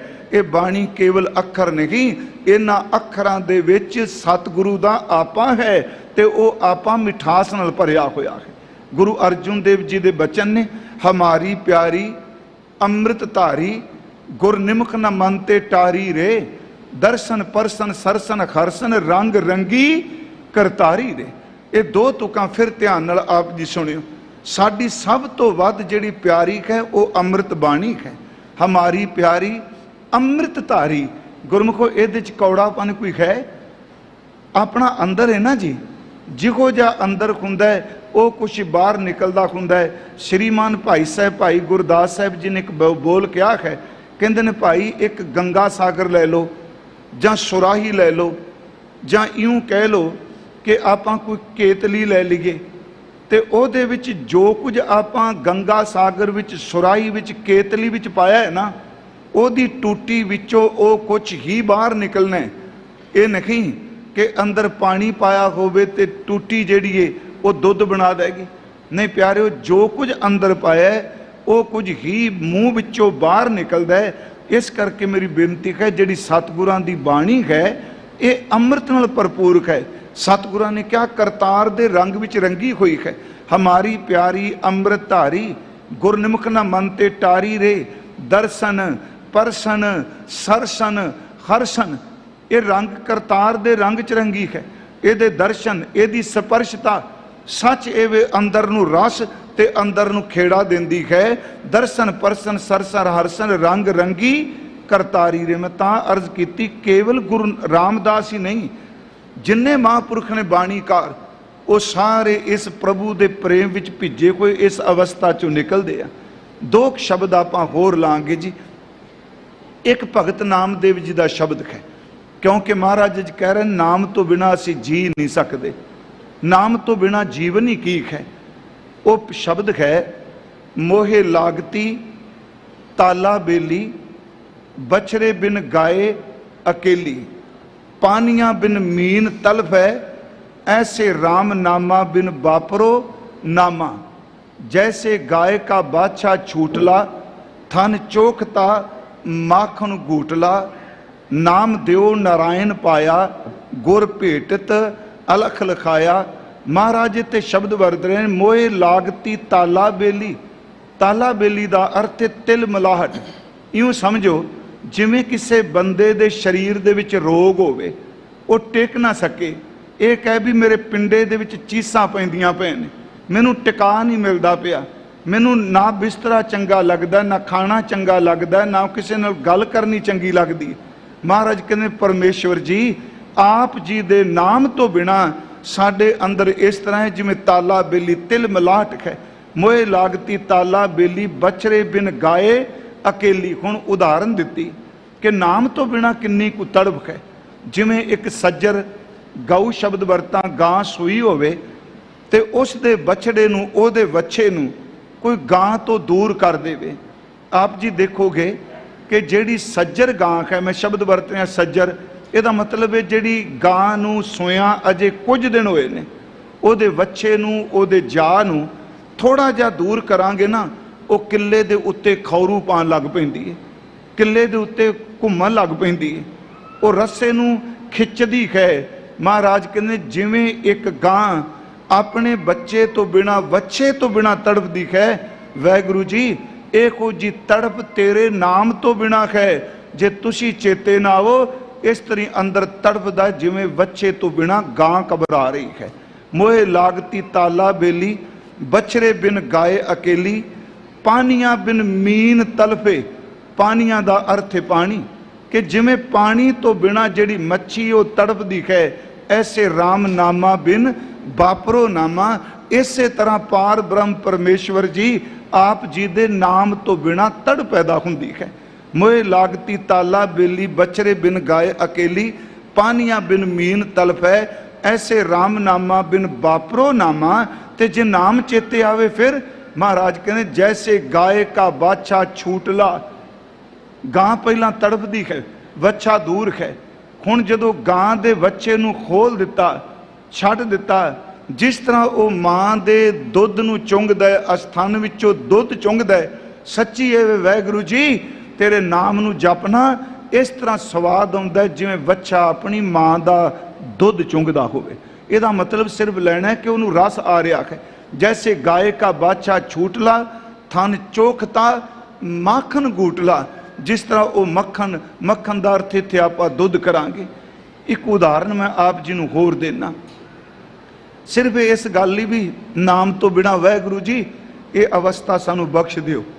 मैं फिर कहांगा कि इस नूं मानण विच ही आनंद है जी। किन्ना कोई बंदा, मैं प्रमाण ही दे रहा, बोली जावांगा। श्रीमान भाई वीर सिंह उन्होंने एक घटना का जिक्र किया है। उन्होंने शब्द लिखा गुरमुख सिक्ख्या विच जी, कहते ने एक जिमीदार, एक किसान, खेती करने वाला, गर्मी के दिन सन, जेठ का महीना तप रहा सी। वो अपने खेतों के विच उन्हें खूह जोया है। पुराने समय की गल, हल्ट सी, टिंडा वाला खूह सी। वो खूह की गादी के उत्ते बैठा है, बलद अगे जोए ने, तो वो खूह चला रहा है। उधर सूरज ढलन लग पिया। ये जिमीदार जिहड़ा किसान कह लो कि उस किसान का समा आ गया, यूं कह लो भी खूह उन्हें बंद करना सी हुण, जां बलदां नूं छड्डना सी। अजे चल रहा सी खूह, ते एक साधु आ गया। फकीर कह लो, साधु कह लो, गुरमुख कह लो, शब्द कोई भी आप वरत लीए। मैं तुहानूं एक बेनती करा गुरमुखो, गल तां जीवन दी है। जे जीवन कोई नहीं, संत ब्रह्म ज्ञानी गुरमुख जो मर्जी शब्द वरती जाइए, किसी ते कोई असर नहीं होना। जे रब अंदरों जीवन बख्श देवे ते भावें बंदे तो बंदा लफ्ज़ भी दुनिया वरती जाए, उहदे नाल जीवन घट नहीं जाना। इनू थोड़ा जिहा फिर बेनती नूं सुनियो, क्योंकि असीं कहने शब्दां दी वरतों बड़ी हुंदी। गुलाब दा फुल है, उन्होंने तो पता ही कोई नहीं, लोग मैनूं गुलाब दा फुल कहिंदे। कोई रोज़ कह रहा गुलाब दा फुल कह रहे, उन्होंने गुरमुखो खेड़े तो बिना, सुगंधी तो बिना पता ही कोई नहीं। तो फुल कह भी रहा है कि सानू खेड़े तो बिना कुछ पता नहीं।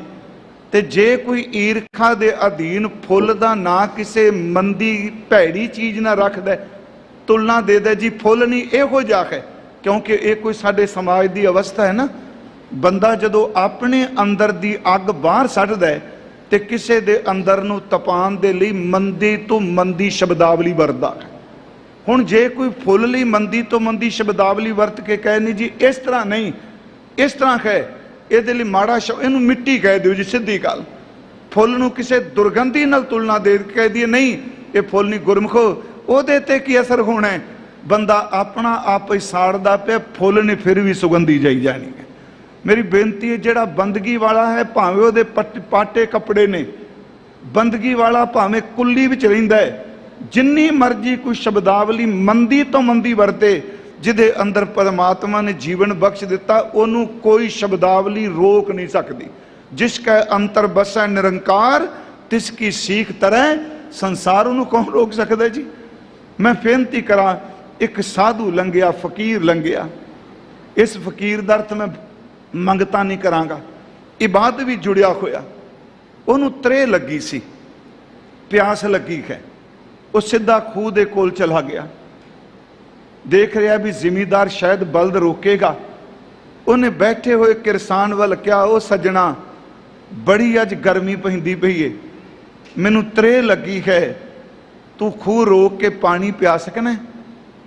ਉਸ ਭਲੇ ਮਾਨਸ ਨੇ ਪਹਿਲਾਂ ਕਦੀ ਮਿਲਿਆ ਨਹੀਂ, ਅੰਦਰ ਬਿਲਕੁਲ ਨਿਰਛਲ ਸੀ ਉਸ ਕਿਰਸਾਨੀ ਕਰਨ ਵਾਲੇ ਦਾ। ਉਹਨੇ ਆਵਾਜ਼ ਦਿੱਤੀ, ਜਦੋਂ ਪਾਣੀ ਪਿਆ ਦੇਂਗਾ? ਉਹਨੇ ਬਲਦ ਰੋਕ ਲਏ। ਕਹਿਣ ਲੱਗਾ, ਬਾਬਾ ਕਿਉਂ ਨਹੀਂ? ਸਿੱਧੇ ਸ਼ਬਦ ਵੀ ਪਿੰਡੂਆਂ ਵਾਲੇ, ਬਾਬਾ ਕਿਉਂ ਨਹੀਂ, ਮੈਂ ਹੁਣੇ ਟਿੰਡ ਖੋਲ ਕੇ ਤੈਨੂੰ ਪਾਣੀ ਪਿਆਣਾ। ਕਹਿੰਦੇ ਨੇ ਉਹਨੇ ਬਲਦ ਰੋਕ ਕੇ ਜਦੋਂ ਟਿੰਡ ਖੋਲਣ ਲੱਗਾ, ਜਿਸ ਟਿੰਡ ਵਿੱਚ ਪਾਣੀ ਪਿਆ ਹੋਇਆ ਸੀ, ਮਨ ਚ ਆਇਆ ਕਿ ਸੂਰਜ ਢਲਦਾ ਪਿਆ ਹੈ, ਇਹ ਕੋਈ ਰੱਬ ਦਾ ਪਿਆਰਾ ਜੀ ਆਇਆ ਹੈ, ਪਾਣੀ ਮੰਗਦਾ ਹੈ, ਮੇਰੇ ਗਰੀਬ ਕੋਲ ਹੋਰ ਕੁਝ ਹੈ ਹੀ ਨਹੀਂ, ਇੱਕ ਕੰਮ ਕਰਾਂ, ਗਾਂ ਦੇ ਚੋਣ ਦਾ ਵੇਲਾ ਹੋ ਚੱਲਿਆ ਤੇ ਮੈਂ ਇਸ ਟਿੰਡ ਦੇ ਵਿੱਚ ਗਾਂ ਦੀਆਂ ਧਾਰਾਂ ਕਿਉਂ ਨਾ ਮਾਰ ਦਿਆਂ, ਕੱਲਾ ਪਾਣੀ ਪਿਆਉਣ ਦੀ ਬਜਾਏ ਮੈਨੂੰ ਕੱਚੀ ਲੱਸੀ ਬਣਾ ਕੇ ਪਿਆ ਦੇਣਾ। ਪਹਿਲਾਂ ਆਪ ਪਤਾ ਹੋਣਾ ਆਪਣੇ ਜੀ ਕਿਹੜੇ ਆ ਸੋਡੇ ਕਿੱਥੇ ਹੁੰਦੇ ਸਨ, ਗਰਮੀ ਜਦੋਂ ਇਹ ਪੂਰੇ ਸਿਖਰ ਤੇ ਪੈਂਦੀ ਸੀ, ਜਾਂ ਤਾਂ ਸ਼ੱਕਰ ਵਾਲਾ ਸ਼ਰਬਤ ਬਣਾਉਂਦੇ ਸਨ ਘਰ ਦੇ, ਤੇ ਜਾਂ ਫਿਰ ਦੁੱਧ ਦੇ ਵਿੱਚ ਪਾਣੀ ਪਾ ਕੇ ਕੱਚੀ ਲੱਸੀ ਪੀਤੀ ਜਾਂਦੀ ਸੀ, ਜਿਹਦੀ ਤਸੀਰ ਠੰਡੀ। ਉਹਨੇ ਟਿੰਡ ਲਈ ਤੇ ਉਸ ਟਿੰਡ ਵਿੱਚ ਪਾਣੀ ਸੀ, ਪਾਣੀ ਵਿੱਚ ਉਹਨੇ ਧਾਰਾਂ ਮਾਰ ਦਿੱਤੀਆਂ ਗਾਂ ਦੇ ਦੁੱਧ ਦੀਆਂ, ਉਹ ਕੱਚੀ ਲੱਸੀ ਬਣ ਗਈ। ਫਕੀਰ ਬੈਠਾ ਸੀ ਰੁੱਖ ਦੇ ਥੱਲੇ, ਉਹ ਸਾਧੂ, ਪਰ ਗੁਰਮੁਖੋ ਬੰਦਗੀ ਵਾਲੀ ਰੂਹ ਸੀ। ਕੌਣ ਸੀ ਇਹਦੇ ਬਾਰੇ ਕਿਸੇ ਨੂੰ ਕੋਈ ਪਤਾ ਨਹੀਂ। ਉਹਦੇ ਕੋਲ ਟਿੰਡ ਲੈ ਗਿਆ, ਕਹਿਣ ਲੱਗਾ, ਲੈ ਸੱਜਣਾ ਤੂੰ ਪਾਣੀ ਮੰਗਦਾ ਸੈਂ, ਮੈਂ ਕੱਚੀ ਲੱਸੀ ਕਰ ਲਿਆ, ਤੂੰ ਪੀ ਲੈ। ਕਹਿੰਦਾ ਭਾਂਡਾ? ਕਹਿੰਦਾ ਭਾਂਡਾ ਕੋਈ ਨਹੀਂ, ਟਿੰਡ ਹੀ, ਟਿੰਡ ਨੂੰ ਮੂੰਹ ਲਾ ਜਾ ਬਾਬਾ। ਉਹਨੇ ਟਿੰਡ ਨੂੰ ਮੂੰਹ ਲਾ ਲਿਆ ਜੀ। ਜਦੋਂ ਉਹ ਥੋੜਾ ਜਿਹਾ ਟਿੰਡ ਅੱਧੀ ਕੁ ਪੀ ਲਈ ਉਹਨਾਂ ਨੇ ਕੱਚੀ ਲੱਸੀ ਦੀ, ਤੇ ਆਵਾਜ਼ ਦੇ ਕੇ ਕਹਿਣ ਲੱਗੇ, ਐ ਕਿਰਸਾਨ, ਐ ਜ਼ਿਮੀਦਾਰ, ਤੈਨੂੰ ਪਤਾ ਸੀ ਮੈਨੂੰ ਭੁੱਖ ਲੱਗੀ ਏ? ਉਹ ਹੱਸ ਕੇ ਕਹਿੰਦਾ, ਬਾਬਾ ਮੈਂ ਕੋਈ ਸੰਤ ਥੋੜਾ ਮੈਂ ਕਿਸੇ ਦੇ ਅੰਦਰ ਨੂੰ ਜਾਣਾ। ਉਹ ਸਾਧੂ ਕਹਿੰਦਾ, ਮੈਨੂੰ ਭੁੱਖ ਵੀ ਲੱਗੀ ਸੀ, ਪਰ ਮੈਂ ਤੇਰੇ ਤੋਂ ਭੁੱਖ ਲਈ ਕੁਝ ਨਹੀਂ ਮੰਗਿਆ, ਮੈਂ ਪਾਣੀ ਮੰਗਿਆ। ਤੈਨੂੰ ਪਤਾ ਲੱਗ ਗਿਆ ਸੀ ਮੈਨੂੰ ਭੁੱਖ ਲੱਗੀ, ਤੂੰ ਕੱਚੀ ਲੱਸੀ ਬਣਾ ਦਿੱਤੀ। ਅੱਗੋਂ ਕੱਚੀ ਲੱਸੀ ਬਣਾਉਣ ਵਾਲਾ ਕਿਰਸਾਨ ਕਹਿੰਦਾ, ਬਾਬਾ ਸਾਡੇ ਗਰੀਬਾਂ ਕੋਲ ਕੀ ਸੀ? ਜੋ ਮੇਰੇ ਗਰੀਬ ਕੋਲ ਸੀ, ਟਿੰਡ ਵਿੱਚ ਪਾਣੀ ਸੀ, ਕਿੱਲੇ ਤੇ ਗਾਂ ਵੱਜੀ ਸੀ, ਗਾਂ ਦੇ ਚੋਣ ਦਾ ਵੇਲਾ ਸੀ, ਜੋ ਗਰੀਬ ਕੋਲ ਸੀ ਮੈਂ ਤੈਨੂੰ ਦੇ ਦਿੱਤਾ, ਬਸ ਰੱਬ ਦਾ ਨਾਂ ਲਾ ਕੇ ਪੀ ਜਾ, ਟਿੰਡ ਖਾਲੀ ਕਰਕੇ ਮੈਨੂੰ ਦੇ। ਉਹ ਕੋਈ ਉਹਨੇ ਟਿੰਡ ਪਾਣੀ ਪੀ ਲਈ ਜੀ ਕੱਚੀ ਲੱਸੀ ਦੀ, ਆਵਾਜ਼ ਮਾਰ ਕੇ ਕੋਲ ਬਿਠਾ ਲਿਆ। ਕਹਿੰਦੇ ਤੇਰੇ ਕੋਲ ਬਸ ਆ ਦੁੱਧ ਹੀ ਸੀ? ਉਹ ਫਿਰ ਜਿਵੇਂ ਖਿੱਚ ਜਾਂਦਾ, ਉਹਨੇ ਇਸ ਤਰ੍ਹਾਂ ਹੀ ਕਿਹਾ, ਕਹਿੰਦਾ ਬਾਬਾ ਤੈਨੂੰ ਇੱਕ ਵਾਰੀ ਦੱਸ ਦਿੱਤਾ, ਜੋ ਮੇਰੇ ਗਰੀਬ ਕੋਲ ਸੀ ਮੈਂ ਤੈਨੂੰ ਪਿਆ ਦਿੱਤਾ, ਛਕਾ ਦਿੱਤਾ, ਇਹ ਕੁਝ ਹੀ ਏ। ਕਹਿਣ ਲੱਗਾ, ਮੇਰੇ ਕੋਲ ਬੈਠ ਹੋਏ, ਜੋ ਕੁਝ ਗੁਰੂ ਨਾਨਕ ਦੇ ਘਰੋਂ ਮੈਨੂੰ ਮਿਲਿਆ ਮੈਂ ਤੈਨੂੰ ਕੁਝ ਦੇ ਕੇ ਜਾਣਾ। ਸੁਣਿਓ ਇਸ ਬੇਨਤੀ ਨੂੰ, ਆਪਾਂ ਆਉਣਾ ਇਸ ਵਿਸ਼ੇ ਤੇ, ਮੈਂ ਨਾਮ ਤੋਂ ਬਿਨਾਂ ਨਹੀਂ ਜੀ ਸਕਦਾ, ਜੋ ਮੈਨੂੰ ਮਿਲਿਆ ਮੈਂ ਤੈਨੂੰ ਦੇਣਾ ਵਾ। ਇੱਥੇ ਯਾਦ ਰੱਖਿਓ, ਗੁਰਮੁਖ ਕੋਟ ਉਧਾਰ ਦਾ ਭਾਈ ਦੇ ਨਾਵੇਂ ਇੱਕ ਕਣੀ। ਗੁਰਮੁਖ ਬੰਦਗੀ ਵਾਲਾ ਇੱਕ ਕਿਣਕਾ ਮਾਤਰ ਕਿਸੇ ਨੂੰ ਨਾਮ ਜਪਾਦਾ, ਉਹਦਾ ਉਧਾਰ ਹੋ ਜਾਂਦਾ। ਇੱਕ ਕਣੀ, ਜਨਮ ਮਰਨ ਦੂਹ ਮੈਂ ਨਹੀਂ, ਜਨ ਪਰ ਉਪਕਾਰੀ ਆਏ, ਜੀ ਦਾਨ ਦੇ ਭਗਤੀ ਲਾਇਨ ਖਰਸ਼ੋਂ ਲੈਣ, ਮਿਲਾਏ। ਉਹ ਜੀ ਦਾਨ ਦਿੰਦੇ ਆ। ਗੁਰਮੁਖੋ ਬੜੇ ਗਹਿਰੇ ਸ਼ਬਦ ਨੇ। ਜੀ ਦਾਨ, ਜੀ ਦਾਨ ਕੇਵਲ ਉਹਨੂੰ ਮਿਲਦਾ ਜਿਹੜਾ ਰੂਹਾਨੀਅਤ ਵਿੱਚ ਜੀ ਜਾਂਦਾ। ਸੋ ਜੀਵਿਆ ਜਿਸ ਮਨ ਵਸਿਆ ਸੋਏ, ਨਾਨਕ ਅਵਰ ਨਾ ਜੀਵੈ ਕੋਈ। ਕਹਿਣ ਲੱਗੇ ਜੋ ਮੇਰੇ ਕੋਲ ਹੈ ਮੈਂ ਤੈਨੂੰ ਦੇਣਾ। ਕਹਿੰਦਾ ਬਾਬਾ ਕੀ ਦੇਂਗਾ ਤੂੰ ਮੈਨੂੰ? ਗੁਰਮੁਖੋ ਸਾਹਮਣੇ ਬਿਠਾ ਕੇ ਨਾ, ਇਉਂ ਕਹਿ ਲੋ ਸੰਤ ਜਪਾਵੇ ਨਾਮ, ਸਾਹਮਣੇ ਬਿਠਾ ਕੇ ਕਹਿ ਲੋ ਜਨ ਨਾਨਕ ਧੂੜ ਮੰਗੈ ਤਿਸ ਗੁਰਸਿੱਖ ਕੀ, ਜੋ ਆਪ ਜਪੈ ਅਵਰੈ ਨਾਮ ਜਪਾਵੇ। ਕਹਿਣ ਲੱਗੇ ਉਹ ਕਿਰਸਾਨ ਮੇਰੇ ਪਿੱਛੇ ਬੋਲ ਵਾਹਿਗੁਰੂ। ਗੁਰਮੁਖੋ ਪਤਾ ਨਹੀਂ ਕਿਹੜਾ ਭਰਿਆ ਭਾਂਡਾ ਸੀ, ਕਿਹੜੀ ਬੰਦਗੀ ਵਾਲੀ ਰੂਹ ਸੀ। ਕਹਿਣ ਲੱਗੇ ਮੇਰੇ ਪਿੱਛੇ ਬੋਲ ਵਾਹਿਗੁਰੂ। ਉਹ ਬੋਲਿਆ ਵਾਹਿਗੁਰੂ। ਨਿਰੰਤਰ ਉਹ ਸਾਧੂ ਰੰਗ ਰਤੜਾ ਵਾਹਿਗੁਰੂ ਵਾਹਿਗੁਰੂ ਵਾਹਿਗੁਰੂ ਬੋਲੀ ਜਾਏ। ਮੈਂ ਆਰੰਭ ਚ ਕਿਹਾ ਸੀ ਇਸ ਗੱਲ ਨੂੰ ਕੇਵਲ ਉਹ ਜਾਣੇਗਾ ਜਿਹਦੇ ਅੰਦਰ ਦਰਦ ਹੈ, ਦੂਜੇ ਵਾਸਤੇ ਕੇਵਲ ਖੁਸ਼ ਗਿਆਨ ਹੀ ਰਹੇਗਾ। ਉਹਨੇ ਕਿਹਾ ਬੋਲ ਵਾਹਿਗੁਰੂ ਵਾਹਿਗੁਰੂ ਵਾਹਿਗੁਰੂ। ਕਿੰਨਾ ਸਮਾਂ ਨਾਮ ਜਪਾਇਆ। ਜਾਂਦਿਆਂ ਕਹਿੰਦਾ ਹੀਰਾ ਬੜਾ ਕੀਮਤੀ ਆ, ਸਭ ਕੁਝ ਭੁੱਲ ਜਾਏ ਪਰ ਕਦੀ ਨਾਮ ਨੂੰ ਭੁੱਲੀ ਨਾ। ਉਹਦੇ ਅੰਦਰ ਨਾਮ ਬਖਸ਼ਿਸ਼ ਹੋ ਗਈ ਜੀ, ਅੰਦਰ ਵਾਹਿਗੁਰੂ ਦੀ ਮਿਹਰ ਹੋ ਗਈ। ਤੇ ਗੁਰਮੁਖੋ ਇਹ ਵੀ ਸੱਚ ਹੈ ਜਿਹੜਾ ਨਾਮ ਹੈ ਆਪਣੇ ਤਾਂ ਸਵਾਬ ਪਈ ਅੱਧਾ ਹੀ ਜ਼ਿਆਦਾ ਮਹਿਕਮਾ ਤੇ ਖੰਡਨ ਕਰਦਾ ਜੀ, ਹੁੰਦਾ ਹੀ ਨਹੀਂ। ਜਿਹੜਾ ਕਹਿੰਦਾ ਹੁੰਦਾ ਹੀ ਨਹੀਂ ਉਹਦੇ ਨਾਲ ਫਿਰ ਗੱਲ ਵੀ ਕਾਹਦੀ ਕਰਨੀ, ਕਿਉਂਕਿ ਜਿਹੜਾ ਅੰਦਰੋਂ ਮਨ ਬਣਾ ਚੁੱਕਾ ਇਹ ਵੀ ਉਹਦੀ ਖੇਡ ਏ। ਮੈਂ ਕਹਿੰਦਾ ਇਹ ਵੀ ਤੇਰੇ ਰਚੇ ਨੇ ਜਿਹੜੇ ਕਹਿੰਦੇ ਨੇ ਤੂੰ ਹੁੰਦਾ ਨਹੀਂ। ਜੇ ਇੱਕ ਪਾਸੇ ਦਿਆਲੂ ਹੈ ਤੇ ਦੂਜੇ ਪਾਸੇ ਤੂੰ ਦੂਜਾ ਪੱਖ ਵੀ ਰੱਖਣਾ ਹੈ ਨਾ। ਜੇ ਅਸੰਖ ਜਪ ਅਸੰਖ ਭਾਉ ਹੈ ਤੇ ਦੂਜੇ ਪਾਸੇ ਅਸੰਖ ਨਿੰਦਕ ਸਿਰ ਕਰੈ ਭਾਰ ਵੀ ਹੈ ਨਾ। ਇਹ ਤੇਰੀ ਰਚਨਾ ਹੈ। ਦੋਹਾਂ ਸਿਰਿਆਂ का आप स्वामी है तू, दोनों पासे तेरे ने। उन्हें क्या भी एक गल करी सब कुछ भुल जाए जिंदगी च नाम ना भुली। आप हुण देखो गुरु साहब दी आए हो तुसीं इत्थे परिक्रमा च लंघने, क्योंकि अजकल तो फोटोआं बड़ियां खिच्चने ना। अज सवेरे भी मैं थोड़ी जी एक बेनती की सी, गुरमुखो ये समा बड़ा कीमती जे, एवें फोटोआं खिच्चण दी बजाए इस धरती दी एक एक सिल दे उत्ते बंदगी वालियां दे चरण पए होए आ। प्रोफैसर पूरन सिंह कहंदे सन कि जिन्नियां सिलां लगियां ने दरबार साहब दी परिक्रमा च, इस एक एक पत्थर दे थल्ले बंदगी करन वाले गुरु नानक सिखां दे सिर लगे होए आ। ये एवें नहीं। मैं तां कहा आपां आ गए घरों, आके की कर रहे हैं? कोई खब्बे वेख रहा, कोई सज्जे वेख। गुरमुखो सब कुछ भुल जाए, कुछ नहीं कहण जोगे परिक्रमा चाहिए कई जो धन गुरु रामदास जी, धन गुरु राम महाराज ने कहा कि महाराज कहते उठत बैठत सोवत नाम, कहो नानक जन कै सद काम। उठत बैठत हर हर ध्याईए, ते जदों परिक्रमा करिए मार्ग चलत खरे हर गाइए। तुरद्या होया वाहिगुरू जपियो ना, क्या सब कुछ भुल जाए नाम ना भुली। गुरमुखो उस किरसान नूं लागी इहो जी लटक बंदगी वाले ने कहा सी। इत्थे फिर सुनिया आपां कहने ना भी नाम तो सारी जपा सक, आपां ही पिछों लाने अजकल थोड़ा टाइम सारे जपा सकने आ। नहीं प्यारिओ, जपण वाला मैं अपनी गल नहीं कर रहा, कोई करोड़ां विचों जदों जपण वाला इन्ना कोई कहंदा ना बोल वाहिगुरू, वो इन्ने शब्द विच अपनी कमाई दे जांदा है। कल्ले बचन नहीं दिंदा, बचन विच उहदा अपना आपा हुंदा है। उन्हें कहा जी शुरू हो गया जी। उन्हें खल बांधिया वाहिगुरू, बीज पांदिया वाहिगुरू, गू खूह ते बैठिया वाहिगुरू। उन्हें आहिस्ता आहिस्ता घर जाना छड़ दिता। अठे पैर बंदगी जी, जागदिया सुत्तिया सिर्फ वाहिगुरू वाहिगुरू। फसल इन्नी निकलनी। एक बहुत महान विद्वान पंडित हुए ने, पंडित ईशर सिंह जी। ये बड़ी पुरातन मैं गल कर रहा। उन्होंने किसी दसिया भी एक किरसान मुश्किया है, मुश्किया दरत जिहदे अंदर नाम का नापा खुल गया। वो गुरमुखो आप मिलन आयो दे खेतों विच, रुख दे थल्ले बैठा दोपहरे, जमीन दे उत्ते कोई आसन नहीं, चेहरा दग दग करे, अखां भिजियां होईयां ते बुल्लां चो आवाज़ वाहिगुरू वाहिगुरू वाहिगुरू आए। कोल बैठ गए। बैठदियां सार अंदर नूं सकून मिलिया। नाल आवाज़ दे के कहंदे तुसीं अपने बुल्लां तो की बोलदे हो? कहंदा तुसीं सुनदे ते पए हो, ये वाहिगुरू है, ये शब्द है मेरे गुरु दा। कहन लगे तुसीं दो घड़ियां चुप नहीं कर सकते कि इहनूं छड्ड नहीं सकते? ਕਹਿੰਦੇ ਉਹਦੇ ਅੰਦਰੋਂ ਇੰਨੀ ਦਰਦ ਭਰੀ ਆਵਾਜ਼ ਨਿਕਲੀ, ਕਹਿੰਦਾ ਮੇਰੇ ਪ੍ਰੀਤਮਾ ਹੋਂ ਜੀਵਾਂ ਨਾਮ ਤੇ ਆਏ, ਮੈਂ ਜਿਉਂਦਾ ਕੇਵਲ ਨਾਮ ਕਰਕੇ ਖਾਂ, ਜਿੱਦਨ ਇਹ ਭੁੱਲ ਗਿਆ ਮੇਰੀ ਮੌਤ ਹੋ ਜਾਏਗੀ। ਮੈਂ ਆਪ ਨੂੰ ਇੱਕ ਬੇਨਤੀ ਕਰਾਂਗਾ ਗੁਰਮਖੋ, ਇਹ ਬੜੀ ਪਰਮ ਅਵਸਥਾ ਹੈ ਜਿੱਥੇ ਸ਼ਬਦ ਪੜ੍ਹ ਰਹੇ ਹਾਂ, ਮੋਹੇ ਲਾਗਤੀ ਤਾਲਾ ਬੇਲੀ, ਬਛੜੇ ਬਿਨ ਗਾਏ ਅਕੇਲੀ, ਪਾਨੀਆਂ ਬਿਨ ਮੀਨ ਤਲਫ ਹੈ, ਐਸੇ ਰਾਮ ਨਾਮਾ ਬਿਨ ਬਾਪੁਰੋ ਨਾਮਾ। ਕਬੀਰ ਸਾਹਿਬ ਤੇ ਅਵਸਥਾ ਆਈ, ਮੁਸ ਮੁਸ ਰੋਵੈ ਕਬੀਰ ਕੀ ਮਾਈ, ਇਹ ਬਾਰਕ ਕੈਸੇ ਜੀਵੈ ਰਘੁਰਾਈ। ਅਸੀਂ ਇਹਦਾ ਅਰਥ ਤਾਂ ਚਲੋ ਇਹ ਪੜ੍ਹਨੇ ਆ। ਕਬੀਰ ਸਾਹਿਬ ਦੇ ਮਾਂ ਜੀ ਕਹਿੰਦੇ ਨੇ ਕਿ ਤੁਸੀਂ ਕਿਰਤ ਕੋਈ ਨਹੀਂ, ਕੋਈ ਕਿਰਤਾਂ ਕਰਦੇ ਪਏ ਸਨ, ਪਰ ਜਿਹੜੀ ਲਾਲਚੀ ਬਿਰਤੀ ਉਹ ਨਹੀਂ।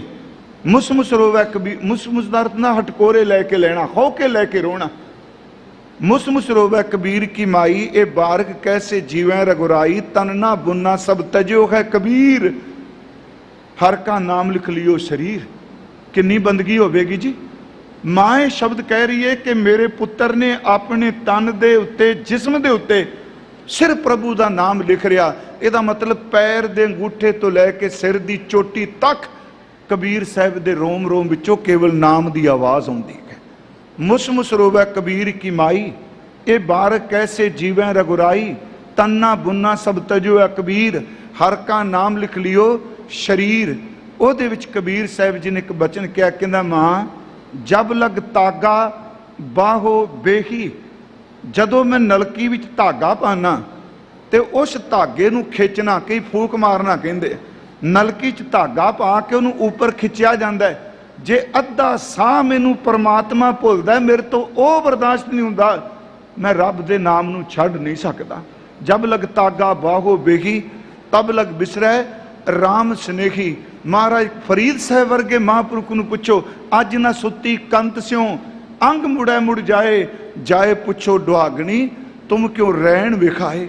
ਇਉਂ ਇੱਕ ਸ਼ਬਦ ਹੋਰ ਕਹਿ ਕੇ ਕਿ ਵਾਹਿਗੁਰੂ ਮੇਰ ਕਰੇ ਇਹ ਅਵਸਥਾ ਬਣ ਜਾਏ।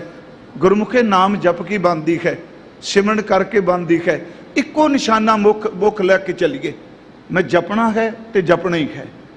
ਤੇ ਜਦੋਂ ਤੁਰਨ ਲੱਗ ਪਈਏ ਫਿਰ ਦੂਜੇ ਦੀ ਸਲਾਹ ਨਾ ਲਈਏ, ਕਿਉਂਕਿ ਆਪਾਂ ਥੋੜੇ ਚਿਰਾਂ ਬਾਅਦ ਦੂਜਿਆਂ ਨੂੰ ਪੁੱਛਣ ਲੱਗ ਪਏ ਨੇ ਮੈਂ ਠੀਕ ਚੱਲ ਰਿਹਾ ਕਿ ਨਹੀਂ।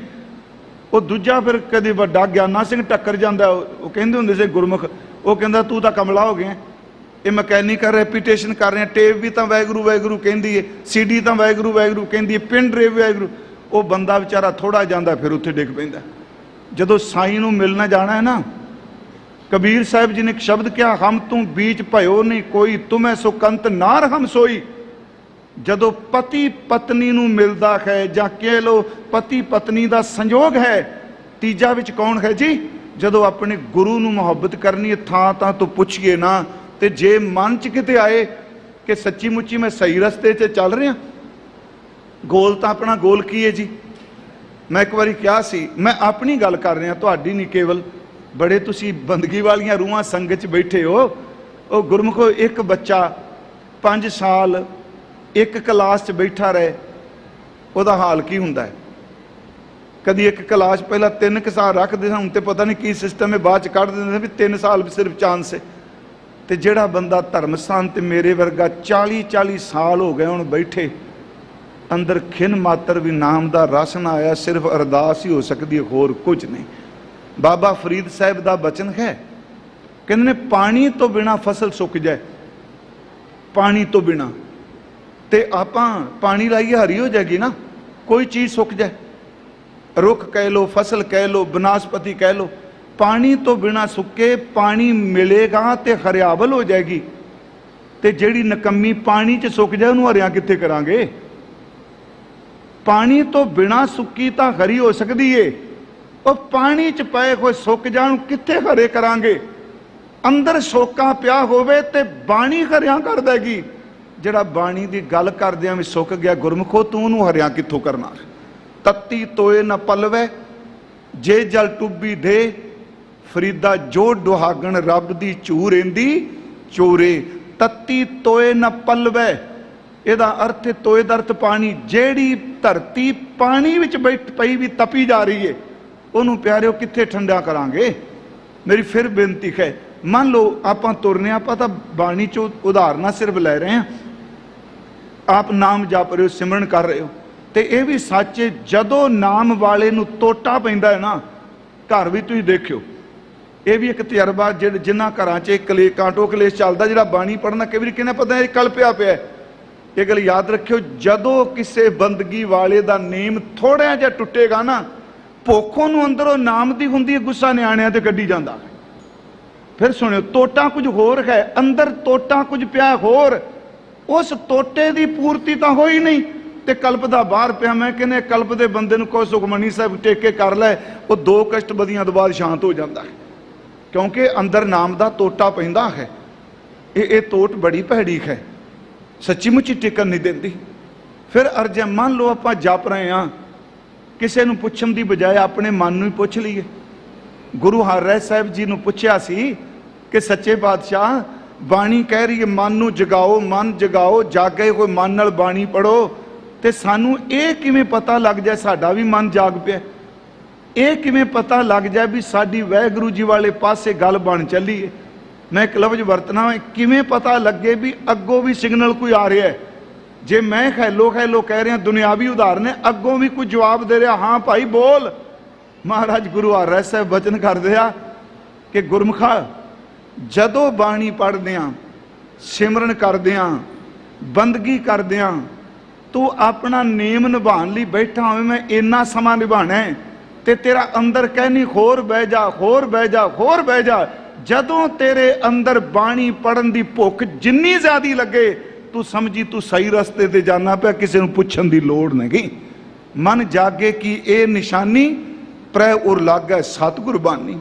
ਮੈਂ ਫਿਰ ਅਰਜ਼ ਕਰਾਂਗਾ ਜੀ, ਇੱਥੇ ਮਹਾਰਾਜ ਜੀ ਨੇ ਸ਼ਬਦ ਵਰਤਿਆ 4 ਸਤਰਾਂ ਨੇ ਭਾਈ ਸਾਹਿਬ ਦੀਆਂ, ਲੱਗੇ ਪਿਆਰ ਤਾਂ ਪਿਆਰ ਜਿਹੜਾ ਪਾਸ ਵਸੇ। ਵਾਹਿਗੁਰੂ ਜੀ, ਜੇ ਮੁਹੱਬਤ ਬਣੇ ਤੇ ਸਾਈਂ ਕੋਲ ਹੋਵੇ, ਲੱਗੇ ਪਿਆਰ ਤਾਂ ਪਿਆਰ ਜਿਹੜਾ ਪਾਸ ਵਸੇ। ਕਦੀਆਂ ਅੱਖੀਆਂ ਤੋਂ ਨਾ ਹੋਏ ਓਲੇ, ਜੇਕਰ ਅੱਖੀਆਂ ਤੋਂ ਕਦੇ ਹੋਏ ਓਲੇ, ਸੂਰਤ ਉਸ ਦੀ ਦਿਲੋਂ ਨਾ ਹੋਏ ਓਲੇ। ਸੂਰਦਰ ਸ਼ਕਲ, ਲੱਗੇ ਪਿਆਰ ਤਾਂ ਪਿਆਰ ਜਿਹੜਾ ਪਾਸ ਵਸੇ। ਕਦੀ ਅੱਖੀਆਂ ਤੋਂ ਨਾ ਹੋਏ ਓਲੇ, ਕਦੀ ਅੱਖੀਆਂ ਤੋਂ ਜੇ ਹੋਏ ਓਲੇ, ਸੂਰਤ ਉਸ ਦੀ ਦਿਲੋਂ ਨਾ ਹੋਏ ਓਲੇ। ਸੂਰਤ ਉਸ ਦੀ ਦਿਲੋਂ ਜੇ ਹੋਏ ਓਲੇ, ਨਾਮ ਜੀਵ ਤੋਂ ਕਦੇ ਨਾ ਹੋਏ ਓਲੇ। ਨਾਮ ਜੀਵ ਤੋਂ ਕਦੇ ਜੇ ਹੋਏ ਓਲੇ, ਸੁਰਤ ਦੇ ਤੋਂ ਸ਼ਾਲਾ ਤਦ ਹੋਏ ਓਲੇ। ਇਹਦਾ ਅਰਥ ਜੇ ਨਾਮ ਭੁੱਲ ਜਾਏ, ਉਦਨ ਸਰੀਰ ਵਿੱਚੋਂ ਜਿੰਦ ਨਿਕਲ ਜਾਏ, ਕਿਉਂਕਿ ਜੀਨੇ ਹੀ ਨਾਮ ਲਿਖਾਂ।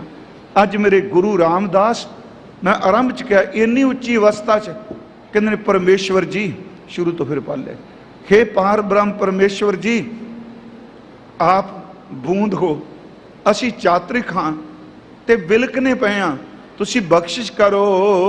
ਹਰ ਹਰ ਬੂੰਦ ਭਏ ਹਰ ਸੁਆਮੀ। ਹਰੀ ਪਰਮਾਤਮਾ ਜੀ, ਤੁਸੀਂ ਬੂੰਦ ਦੀ ਤਰ੍ਹਾਂ, ਸੁਆਮੀ ਦਾ ਅਰਥ ਹੈ ਮਾਲਕ। ਵਾਹਿਗੁਰੂ ਜੀ, ਤੁਸੀਂ ਸਵਾਂਤੀ ਬੂੰਦ ਦੀ ਤਰ੍ਹਾਂ ਹੋ। ਹਮ ਚਾਤ੍ਰਿਕ ਬਿਲਲ ਬਿਲ ਲਾਤੀ। ਅਸੀਂ ਚਾਤਰਿਕ ਦੀ ਤਰ੍ਹਾਂ, ਸਵਾਂਤੀ ਬੂੰਦ ਤੋਂ ਬਿਨਾਂ ਜਿਵੇਂ ਚਾਤਰਿਕ ਨਹੀਂ ਰਹਿ ਸਕਦਾ, ਇਸ ਤਰ੍ਹਾਂ ਵਰਲਾਪ ਕਰ ਰਹੇ ਹਾਂ। ਹਰ ਹਰ ਕਿਰਪਾ ਕਰੋ ਪ੍ਰਭ ਆਪਣੀ। हे ਹਰੀ ਪਰਮਾਤਮਾ ਵਾਹਿਗੁਰੂ ਜੀ, ਪ੍ਰਭੂ ਜੀ, ਤੁਸੀਂ ਆਪਣੀ ਕਿਰਪਾ ਕਰੋ। ਮੁਖ ਦੇਵੋ ਹਰ ਨਿਮਖਾਤੀ। ਕਿਰਪਾ ਕਰੋ ਸਾਡੇ ਮੁਖ ਦੇ ਵਿੱਚ। ਨਿਮਖਾਤੀ ਦਾ ਅਰਥ ਆਪਾਂ ਕੀਤਾ ਨਿਮਕ ਥੋੜਾ ਜਿਹਾ। ਵਾਹਿਗੁਰੂ ਜੀ, ਜਿਵੇਂ ਚਾਤਰਕ ਦੇ ਮੂੰਹ 'ਚ ਬੂੰਦ ਪੈ ਜਾ ਟਿਕ ਜਾਂਦਾ ਹੈ, ਤੁਸੀਂ ਥੋੜਾ ਜਿਹਾ ਸਾਨੂੰ ਨਾਮ ਹੀ ਦੇ ਦਿਓ ਖਾਂ। ਵਾਹਿਗੁਰੂ ਜੀ, ਨਾਮ ਦਾ ਕਿਣਕਾ ਮਾਤਰ ਸਾਡੇ ਮੁਖ ਦੇ ਵਿੱਚ ਟਿਕਾ ਦਿਓ। ਹਰ ਬਿਨ ਰਹਿ ਨਾ ਸਕੋ ਇੱਕ ਰਾਤੀ। ਇਹ ਪਾਰ ਬ੍ਰਹਮ ਪਰਮੇਸ਼ਵਰ ਜੀ, ਆਪ ਜੀ ਦੇ ਨਾਮ ਤੋਂ ਬਿਨਾ ਰੰਚਕ ਮਾਤਰ, ਮੈਂ ਰਾਤੀ ਦਾ ਅਰਥ ਰੱਤੀ ਪਰ ਕੀਤਾ, ਥੋੜਾ ਜਿਹਾ ਸਮਾਂ ਅਸੀਂ ਨਹੀਂ ਰਹਿ ਸਕਦੇ। ਜੋ ਬਿਨ ਅਮਲ ਅਮਲੀ ਮਰ ਜਾਈ ਹੈ। ਜਿਵੇਂ ਨਸ਼ੇੜੀ ਬੰਦੇ ਨੂੰ ਨਸ਼ਾ ਨਾ ਮਿਲੇ, ਉਹ ਮਰ ਜਾਂਦਾ ਹੈ। ਪਰ ਇੱਥੇ ਮੈਂ ਅਰਜ਼ ਕਰਾਂਗਾ ਕਿ ਇਸ ਨੂੰ ਉਦਾਹਰਨ ਨੂੰ ਇਹ ਨਹੀਂ ਲੈਣਾ ਵੀ ਨਸ਼ੇ ਦੀ ਵਰਤੋਂ ਹੈ, ਕਿਉਂਕਿ ਪੰਜਾਬ 'ਚ ਕਈ ਸਾਲਾਂ ਤੋਂ ਬਹੁਤ, ਉਂਝ ਤਾਂ ਵੈਸੇ ਵਰਲਡ ਵਾਈਡ ਹੈ ਜੀ, ਯਾਦ ਤੇ ਰੱਖਿਓ। ਆਪਾਂ ਸਿਰਫ ਇੱਥੋਂ ਦੀ ਗੱਲ ਕਰ ਰਹੇ ਹਾਂ, ਕਿਉਂਕਿ ਇੱਥੋਂ ਦਾ ਇਜ਼ੀ ਮਨੀ, ਸਿਆਸਤ ਵਾਲਿਆਂ ਦੀ ਇਜ਼ੀ ਮਨੀ ਇਹ ਵੇ ਤਾਂ ਹੈ। ਉਂਝ ਯਾਦ ਰੱਖੋ, ਗੁਰੂ ਘਰ ਦੇ ਅੰਦਰ ਕਿਸੇ ਕਿਸਮ ਦੇ ਵੀ ਨਸ਼ੇ ਨੂੰ ਸਵੀਕਾਰ ਨਹੀਂ ਕੀਤਾ ਗਿਆ। ਇਹ ਇੱਕ ਜਨਮ ਸਾਖੀ ਦਾ ਬੋਲ ਹੈ ਨਾ, ਜਿਹੜਾ ਅਸੀਂ ਪੜ੍ਹਦੇ, ਨਾਮ ਖੁਮਾਰੀ ਨਾਨਕਾ ਚੜੀ ਰਹੇ ਦਿਨ ਰਾਤ, ਉਹਦੀਆਂ ਪਹਿਲੀਆਂ ਸਤਰਾਂ ਨੇ ਪੋਸਤ ਭੰਗ ਅਫੀਮ ਮਦ ਉਤਰ ਜਾਏ ਪ੍ਰਭਾਤ। ਪੋਸਤ ਖਾ ਲੈ, ਭੰਗ ਖਾ ਲੈ, ਫੀਮ ਖਾ ਲੈ, ਸ਼ਰਾਬ ਪੀ ਲੈ, ਪੋਸਤ ਭੰਗ ਅਫੀਮ ਮਦ ਉਤਰ ਜਾਏ ਪ੍ਰਭਾਤ। ਨਾਮ ਖੁਮਾਰੀ ਨਾਨਕਾ ਚੜੀ ਰਹੇ ਦਿਨ ਰਾਤ। ਇੱਥੇ ਅਮਲ ਦੀ ਪ੍ਰੋੜਤਾ ਨਹੀਂ ਕੀਤੀ, ਯਾਦ ਰੱਖਿਓ। ਕਿਤੇ ਕੋਈ ਅੱਧੀ ਤੁਕ ਲੈ ਕੇ ਹੀ ਕਹੀ ਜਾ ਮਹਾਰਾਜ ਸਾਡੇ ਬਾਰੇ ਵੀ ਕਹਿ ਗਏ ਨੇ, ਉਹ ਨਹੀਂ ਪਿਆਰਿਓ। ਇੱਥੇ ਸਿਰਫ ਜਿਵੇਂ ਨਾਮਦੇਵ ਕਹਿੰਦੇ ਜੈਸੇ ਵਿਕੈ ਗੇਤ ਪਰ ਨਾਰੀ ਐਸੀ ਨਾਮੇ ਪ੍ਰੀਤ ਮੁਰਾਰੀ। ਜਿਵੇਂ ਇੱਕ ਵਿਸ਼ਈ ਬੰਦਾ, ਕਾਮੀ ਬੰਦਾ ਕਾਮਣੀ ਪਿੱਛੇ ਤੁਰਿਆ ਫਿਰਦਾ ਹੈ, ਕਹਿੰਦੇ ਮੇਰੀ ਰੱਬ ਨਾਲ ਪ੍ਰੀਤ, ਪਰ ਦੂਜੇ ਪਾਸੇ ਜਦੋਂ ਉਹ ਮਰਿਆਦਾ ਦੀ ਗੱਲ ਕਰਦੇ ਆ ਫਿਰ ਕਹਿੰਦੇ ਆ ਪਰ ਧਨ ਪਰ ਦਾਰਾ ਪਰ ਹਰੀ ਤਾਂ ਕਹਿ ਨਿਕਟ ਬਸੈ ਨਰਖਰੀ। ਮਹਾਰਾਜ ਕਹਿੰਦੇ ਜਿਹੜੀ ਤੈਨੂੰ ਨਸ਼ੇ ਦੀ ਲੱਤ ਲੱਗੀ, ਜੇ ਇੰਨੀ ਕਿਤੇ ਰੱਬ ਵਾਲੇ ਪਾਸੇ ਲੱਗ ਜਾਏ। ਨਸ਼ੇੜੀ ਬੰਦੇ ਨੂੰ ਨਸ਼ਾ ਨਾ ਮਿਲੇ, ਅਮਲੀ ਨੂੰ ਅਫੀਮ ਨਾ ਮਿਲੇ, ਉਹ ਮਰ ਜਾਂਦਾ ਹੈ। ਤਿਉ ਹਰ ਬਿਨ ਹਮ ਮਰ ਜਾਤੀ। ਵਾਹਿਗੁਰੂ ਜੀ ਬਸ ਸਾਡੀ ਹਾਲਤ ਹੀ ਨਸ਼ਾ ਲੱਗ ਗਿਆ ਤੇਰੇ ਨਾਮ ਦਾ, ਇਹ ਖੁਮਾਰੀ ਲੱਗ ਗਈ ਹੈ। ਨਹੀਂ ਰਹਿ ਸਕਦੇ ਨਾਮ ਤੋਂ ਬਿਨਾ, ਨਹੀਂ ਰਹਿ ਸਕਦੇ ਕੀਰਤਨ ਤੋਂ ਬਿਨਾ, ਨਹੀਂ ਰਹਿ ਸਕਦੇ ਤੇਰੀ ਬਾਣੀ ਤੋਂ ਬਿਨਾ, ਨਹੀਂ ਰਹਿ ਸਕਦੇ ਤੇਰੀ ਮੁਹੱਬਤ ਤੋਂ ਬਿਨਾ, ਨਹੀਂ ਰਹਿ ਸਕਦੇ ਤੇਰੇ ਅੰਦਰ ਦੇ ਪ੍ਰੀਤ ਦੀ ਕਾਂਗ ਤੋਂ ਬਿਨਾ। ਇਹ ਤੋਂ ਬਿਨਾ ਨਹੀਂ ਰਿਹਾ ਜਾ ਸਕਦਾ, ਕਿਉਂਕਿ ਆਖਾ ਜੀਵਾਂ ਵਿਸਰੈ ਮਰ ਜਾਹੂੰ। ਮਹਾਰਾਜ ਕਹਿੰਦੇ ਨੇ ਜੇ ਤੂੰ ਵਿਸਰ ਗਿਆ ਤੇ ਮੌਤ ਹੋ ਜਾਏਗੀ। ਹਜ਼ੂਰ ਕਹਿੰਦੇ ਨੇ ਇੱਕ ਨਿਮਕ ਮਾਤਰ ਨਹੀਂ ਰਹਿ ਸਕਦੇ। ਰਹਾਉ ਤੁਮ ਹਰ ਸਰਵਰ ਆਤਿ ਅਗਾਹ। ਹੇ ਪਰਮਾਤਮਾ ਤੁਸੀਂ ਸਰੋਵਰ ਦੀ ਤਰ੍ਹਾਂ, ਇੱਥੇ ਸਰੋਵਰ ਦਾ ਅਰਥ ਆਪਾਂ ਕਰ ਲਈਏ ਸਮੁੰਦਰ। ਅਗਾਹ ਜਿਹਦਾ ਕੋਈ ਥਾਂ ਹੀ ਨਾ ਪਾ ਸਕਦੇ। ਇਹ ਪਾਠ ਅਗਾਹ, ਗਾਹ ਦਾ ਅਰਥ ਹੁੰਦਾ ਗਾਉਣਾ, ਥਾਂ ਪਾ ਲੈਣਾ। ਤੁਸੀਂ ਏਡੇ ਵੱਡੇ ਸਮੁੰਦਰ ਹੋ, ਤੁਹਾਡੀ ਗਹਿਰਾਈ ਨੂੰ ਕੋਈ ਨਹੀਂ ਮਾਪ ਸਕਦਾ। ਹਮ ਲਹ ਨ ਸਕਹਿ ਅੰਤ ਮਾਤੀ। ਅਸੀਂ ਆਪ ਜੀ ਦਾ ਇੱਥੇ ਮਾਤੀ ਦਾ ਅਰਥ ਮਸਤ ਹੋਣਾ ਨਹੀਂ। ਜਿਵੇਂ ਨਿਮਖਾਤੀ ਹੈ ਇਹ ਸ਼ਬਦ ਆਏ ਨੇ, ਇੱਥੇ ਮਾਤੀ ਦਾ ਸ਼ਬਦ ਦੇ ਮਾਤਰਾ ਥੋੜਾ ਜਿੰਨਾ ਵੀ, ਕਿ ਵਾਹਿਗੁਰੂ ਜੀ ਅਸੀਂ ਥੋੜਾ ਜਿਹਾ ਵੀ ਆਪ ਜੀ ਦਾ ਅੰਤ ਨਹੀਂ ਪਾ ਸਕਦੇ। ਤੂੰ ਪਰਾ ਪਰਾ ਅਪਰੰਪਰ ਸੁਆਮੀ। ਹੇ ਪਾਰ ਬ੍ਰਹਮ ਪਰਮੇਸ਼ਵਰ ਤੁਸੀਂ ਪਰੇ ਤੋਂ ਪਰੇ ਹੋ, ਅੱਗੇ ਤੋਂ ਅੱਗੇ ਹੋ, ਤੁਹਾਡਾ ਕੋਈ ਪਾਰਾਵਾਰ ਨਹੀਂ। ਮਿਤ ਜਾਨੋ ਆਪਨ ਗਾਤੀ। ਮਿਤ ਦਾ ਅਰਥ ਹੈ ਅੰਦਾਜ਼ਾ, ਗਾਤੀ ਦਾ ਅਰਥ ਹੈ ਹਾਲਤ। ਤੁਸੀਂ ਆਪਣੀ ਅਵਸਥਾ ਨੂੰ ਆਪ ਹੀ ਅੰਦਾਜ਼ਾ ਲਾ ਸਕਦੇ ਹੋ, ਸਾਨੂੰ ਕੋਈ ਸਮਝ ਨਹੀਂ। ਜਿਉਂ ਇਉਂ ਕਹਿ ਲੋ ਜੀ ਕਿ ਵਾਹਿਗੁਰੂ ਜੀ ਆਪ ਬੇਅੰਤ ਹੋ ਤੇ ਬੇਅੰਤ ਨੂੰ ਤੂੰ ਆਪ ਹੀ ਜਾਣਨਾ, ਸਾਡੇ ਕੋਲ ਕੋਈ ਸਮਰੱਥਾ ਨਹੀਂ। ਹਰ ਕੇ ਸੰਤ ਜਨਾ ਹਰ ਜਪਿਓ। ਪਰਮਾਤਮਾ ਦੇ ਸੰਤ ਜਨ ਜਿਹੜੇ ਨੇ ਉਹਨਾਂ ਨੇ ਖਰੀ ਪਰਮਾਤਮਾ ਨੂੰ ਜਪਣਾ ਕੀਤਾ ਹੈ। ਗੁਰ ਰੰਗ ਚਲੂਲਾ ਰਾਤੀ। ਗੁਰ ਰੰਗ ਚਲੂਲਾ ਰਾਤੀ। ਚਲੂਲੇ ਦਾ ਅਰਥ ਹੈ ਗੂੜਾ ਰੰਗ। ਉਂਝ ਵੈਸੇ ਇਹ ਸ਼ਬਦ ਹੈ ਕਿ ਜਿਵੇਂ ਪੋਸਤ ਦੇ ਫੁੱਲ ਦਾ ਰੰਗ ਹੁੰਦਾ ਹੈ, ਪਰ ਇਹਦਾ ਅਰਥ ਅਸੀਂ ਭਾਵ ਅਰਥ ਲਾਂਗੇ ਵੀ ਗੂੜੇ ਰੰਗ 'ਚ ਗੁਰੂ ਨੇ ਜਿਨ੍ਹਾਂ ਨੂੰ ਰਤ ਦਿੱਤਾ ਹੈ। ਹਰ ਹਰ ਭਗਤ ਬਣੀ ਅਤ ਸੋਭਾ। ਪਿਆਰਿਓ ਉਹਨਾਂ ਦੀ ਪਰਮਾਤਮਾ ਦੀ ਭਗਤੀ ਕਰ ਕਰਕੇ ਨਾ ਬਹੁਤ ਉੱਚੀ ਸ਼ੋਭਾ ਬਣੀ ਹੈ। ਹਰ ਜਪਿਓ ਊਤਮ ਪਾਤੀ। ਜਿਨ੍ਹਾਂ ਨੇ ਉਸ ਪਰਮਾਤਮਾ ਨੂੰ ਜਪਿਆ ਹੈ ਗੁਰਮਖੋ, ਉਹਨਾਂ ਦੀ ਇੱਜ਼ਤ ਸਭ ਤੋਂ ਉੱਤਮ ਸ੍ਰੇਸ਼ਟ ਹੋਈ ਹੈ। ਆਪੇ ਠਾਕੁਰ ਆਪੇ ਸੇਵਕ। ਪਾਰ ਬ੍ਰਹਮ ਪਰਮੇਸ਼ਵਰ ਆਪ ਹੀ ਠਾਕੁਰ ਨੇ, ਆਪ ਹੀ ਚੇਲੇ ਸੇਵਕ ਹਨ। ਆਪ ਬਣਾਵਾ ਭਾਤੀ। ਆਪਣੇ ਮਲਾਨ ਦੀ ਵਿਧ ਜਿਹੜੀ ਹੈ ਭਾਂਤ ਆਪ ਹੀ ਬਣਾਉਂਦੇ ਹਨ। ਨਾਨਕ ਜਨ ਤੁਮਰੀ ਸਰਨਾਈ। ਧੰਨ ਗੁਰੂ ਰਾਮਦਾਸ ਸੱਚੇ ਪਾਤਸ਼ਾਹ ਮਹਾਰਾਜ ਇਹ ਬਖਸ਼ਿਸ਼ ਕਰ ਰਹੇ ਨੇ। ਵਾਹਿਗੁਰੂ ਜੀ ਦੇ ਚਰਨਾਂ 'ਚ ਅਰਦਾਸ ਕਰਦੇ ਹੋਏ ਦਾਸ ਨਾਨਕ, ਮੈਂ ਸਿਰਫ ਅਰਥ ਕਰ ਰਿਹਾ ਵਾਂ, ਅਦਬ ਸਹਿਤ ਧੰਨ ਗੁਰੂ ਰਾਮਦਾਸ ਬਖਸ਼ਿਸ਼ ਕਰ ਰਹੇ ਆ। हे ਪ੍ਰਭੂ ਆਪ ਜੀ ਦੀ ਸ਼ਰਨ ਵਿੱਚ ਆਏ ਹਾਂ। ਹਰ ਰਾਖੋ ਲਾਜ ਭਗਾਤੀ। ਕਿਉਂਕਿ ਤੁਸੀਂ ਆਪਣੀ ਭਗਤੀ ਕਰਨ ਵਾਲਿਆਂ ਦੀ ਲਾਜ ਰੱਖ ਦੇਖੋ, ਸਿਮਰਨ ਕਰਨ ਵਾਲਿਆਂ ਦੀ ਲਾਜ ਰੱਖ ਦੇਖੋ। ਸਾਰੇ ਸ਼ਬਦ ਦਾ ਵਿਚਾਰ ਦਾ ਤਤ ਭਾਵੇ ਵੀ ਗੁਰਮਖੋ ਹੋਵੇਗੀ ਬਹੁਤ ਗੁਰਮੁਖਾਂ ਦੀ ਅਵਸਥਾ, ਪਰ ਅੱਜ ਇਹੀ ਕਹੀਏ ਸਤਿਗੁਰੂ ਸਾਨੂੰ ਆਹ ਅਵਸਥਾ ਬਖਸ਼ ਦਿਓ ਜਿਹੜੀ ਅੱਜ ਸ਼ਬਦ ਵੀ ਤੁਸੀਂ ਕਿਰਪਾ ਕੀਤੀ ਹੈ। ਆਓ 2 ਮਿੰਟ ਸਿਰਫ ਆਪਾਂ ਨਾਮ ਜਪ ਲਈਏ ਜੀ, ਉਦੋਂ ਬਾਅਦ ਫਿਰ ਭਾਈ ਸਾਹਿਬ ਆਪ ਸਾਰੇ ਇਕੱਠੇ ਬੋਲਿਓ ਜੀ। ਸਤਨਾਮ ਵਾਹਿਗੁਰੂ, ਸਤਨਾਮ ਵਾਹਿਗੁਰੂ। ਸਾਰੇ ਉੱਚੀ ਆਵਾਜ਼ ਵਿੱਚ।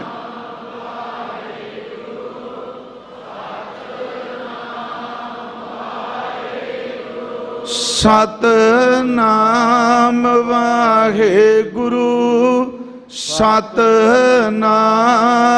ਵਾਹਿਗੁਰੂ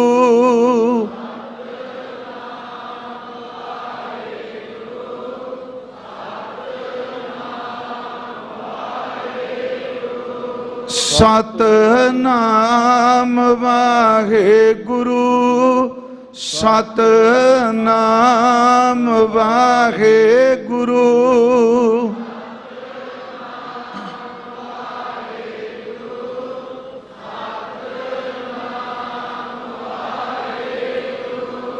ਸਤਿਨਾਮ ਵਾਹਿਗੁਰੂ ਸਤਿਨਾਮ ਵਾਹਿਗੁਰੂ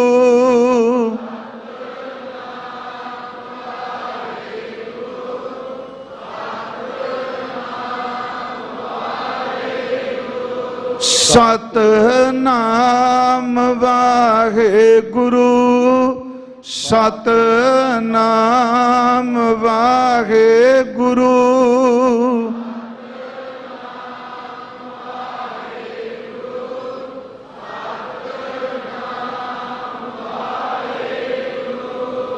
ਸਤਿਨਾਮ ਵਾਹਿਗੁਰੂ ਸਤਿਨਾਮ ਵਾਹਿਗੁਰੂ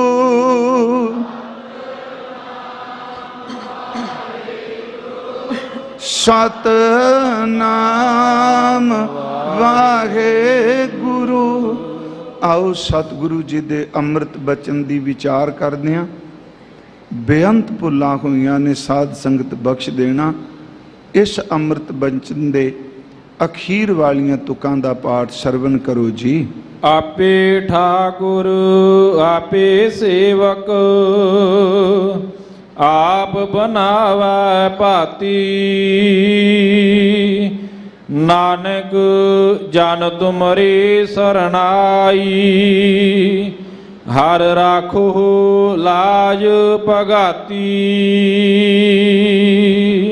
ਵਾਹਿਗੁਰੂ ਜੀ ਕਾ ਖਾਲਸਾ ਵਾਹਿਗੁਰੂ ਜੀ ਕੀ ਫਤਿਹ। ਵਾਹਿਗੁਰੂ ਜੀ ਕਾ ਖਾਲਸਾ ਵਾਹਿਗੁਰੂ ਜੀ ਕੀ ਫਤਿਹ।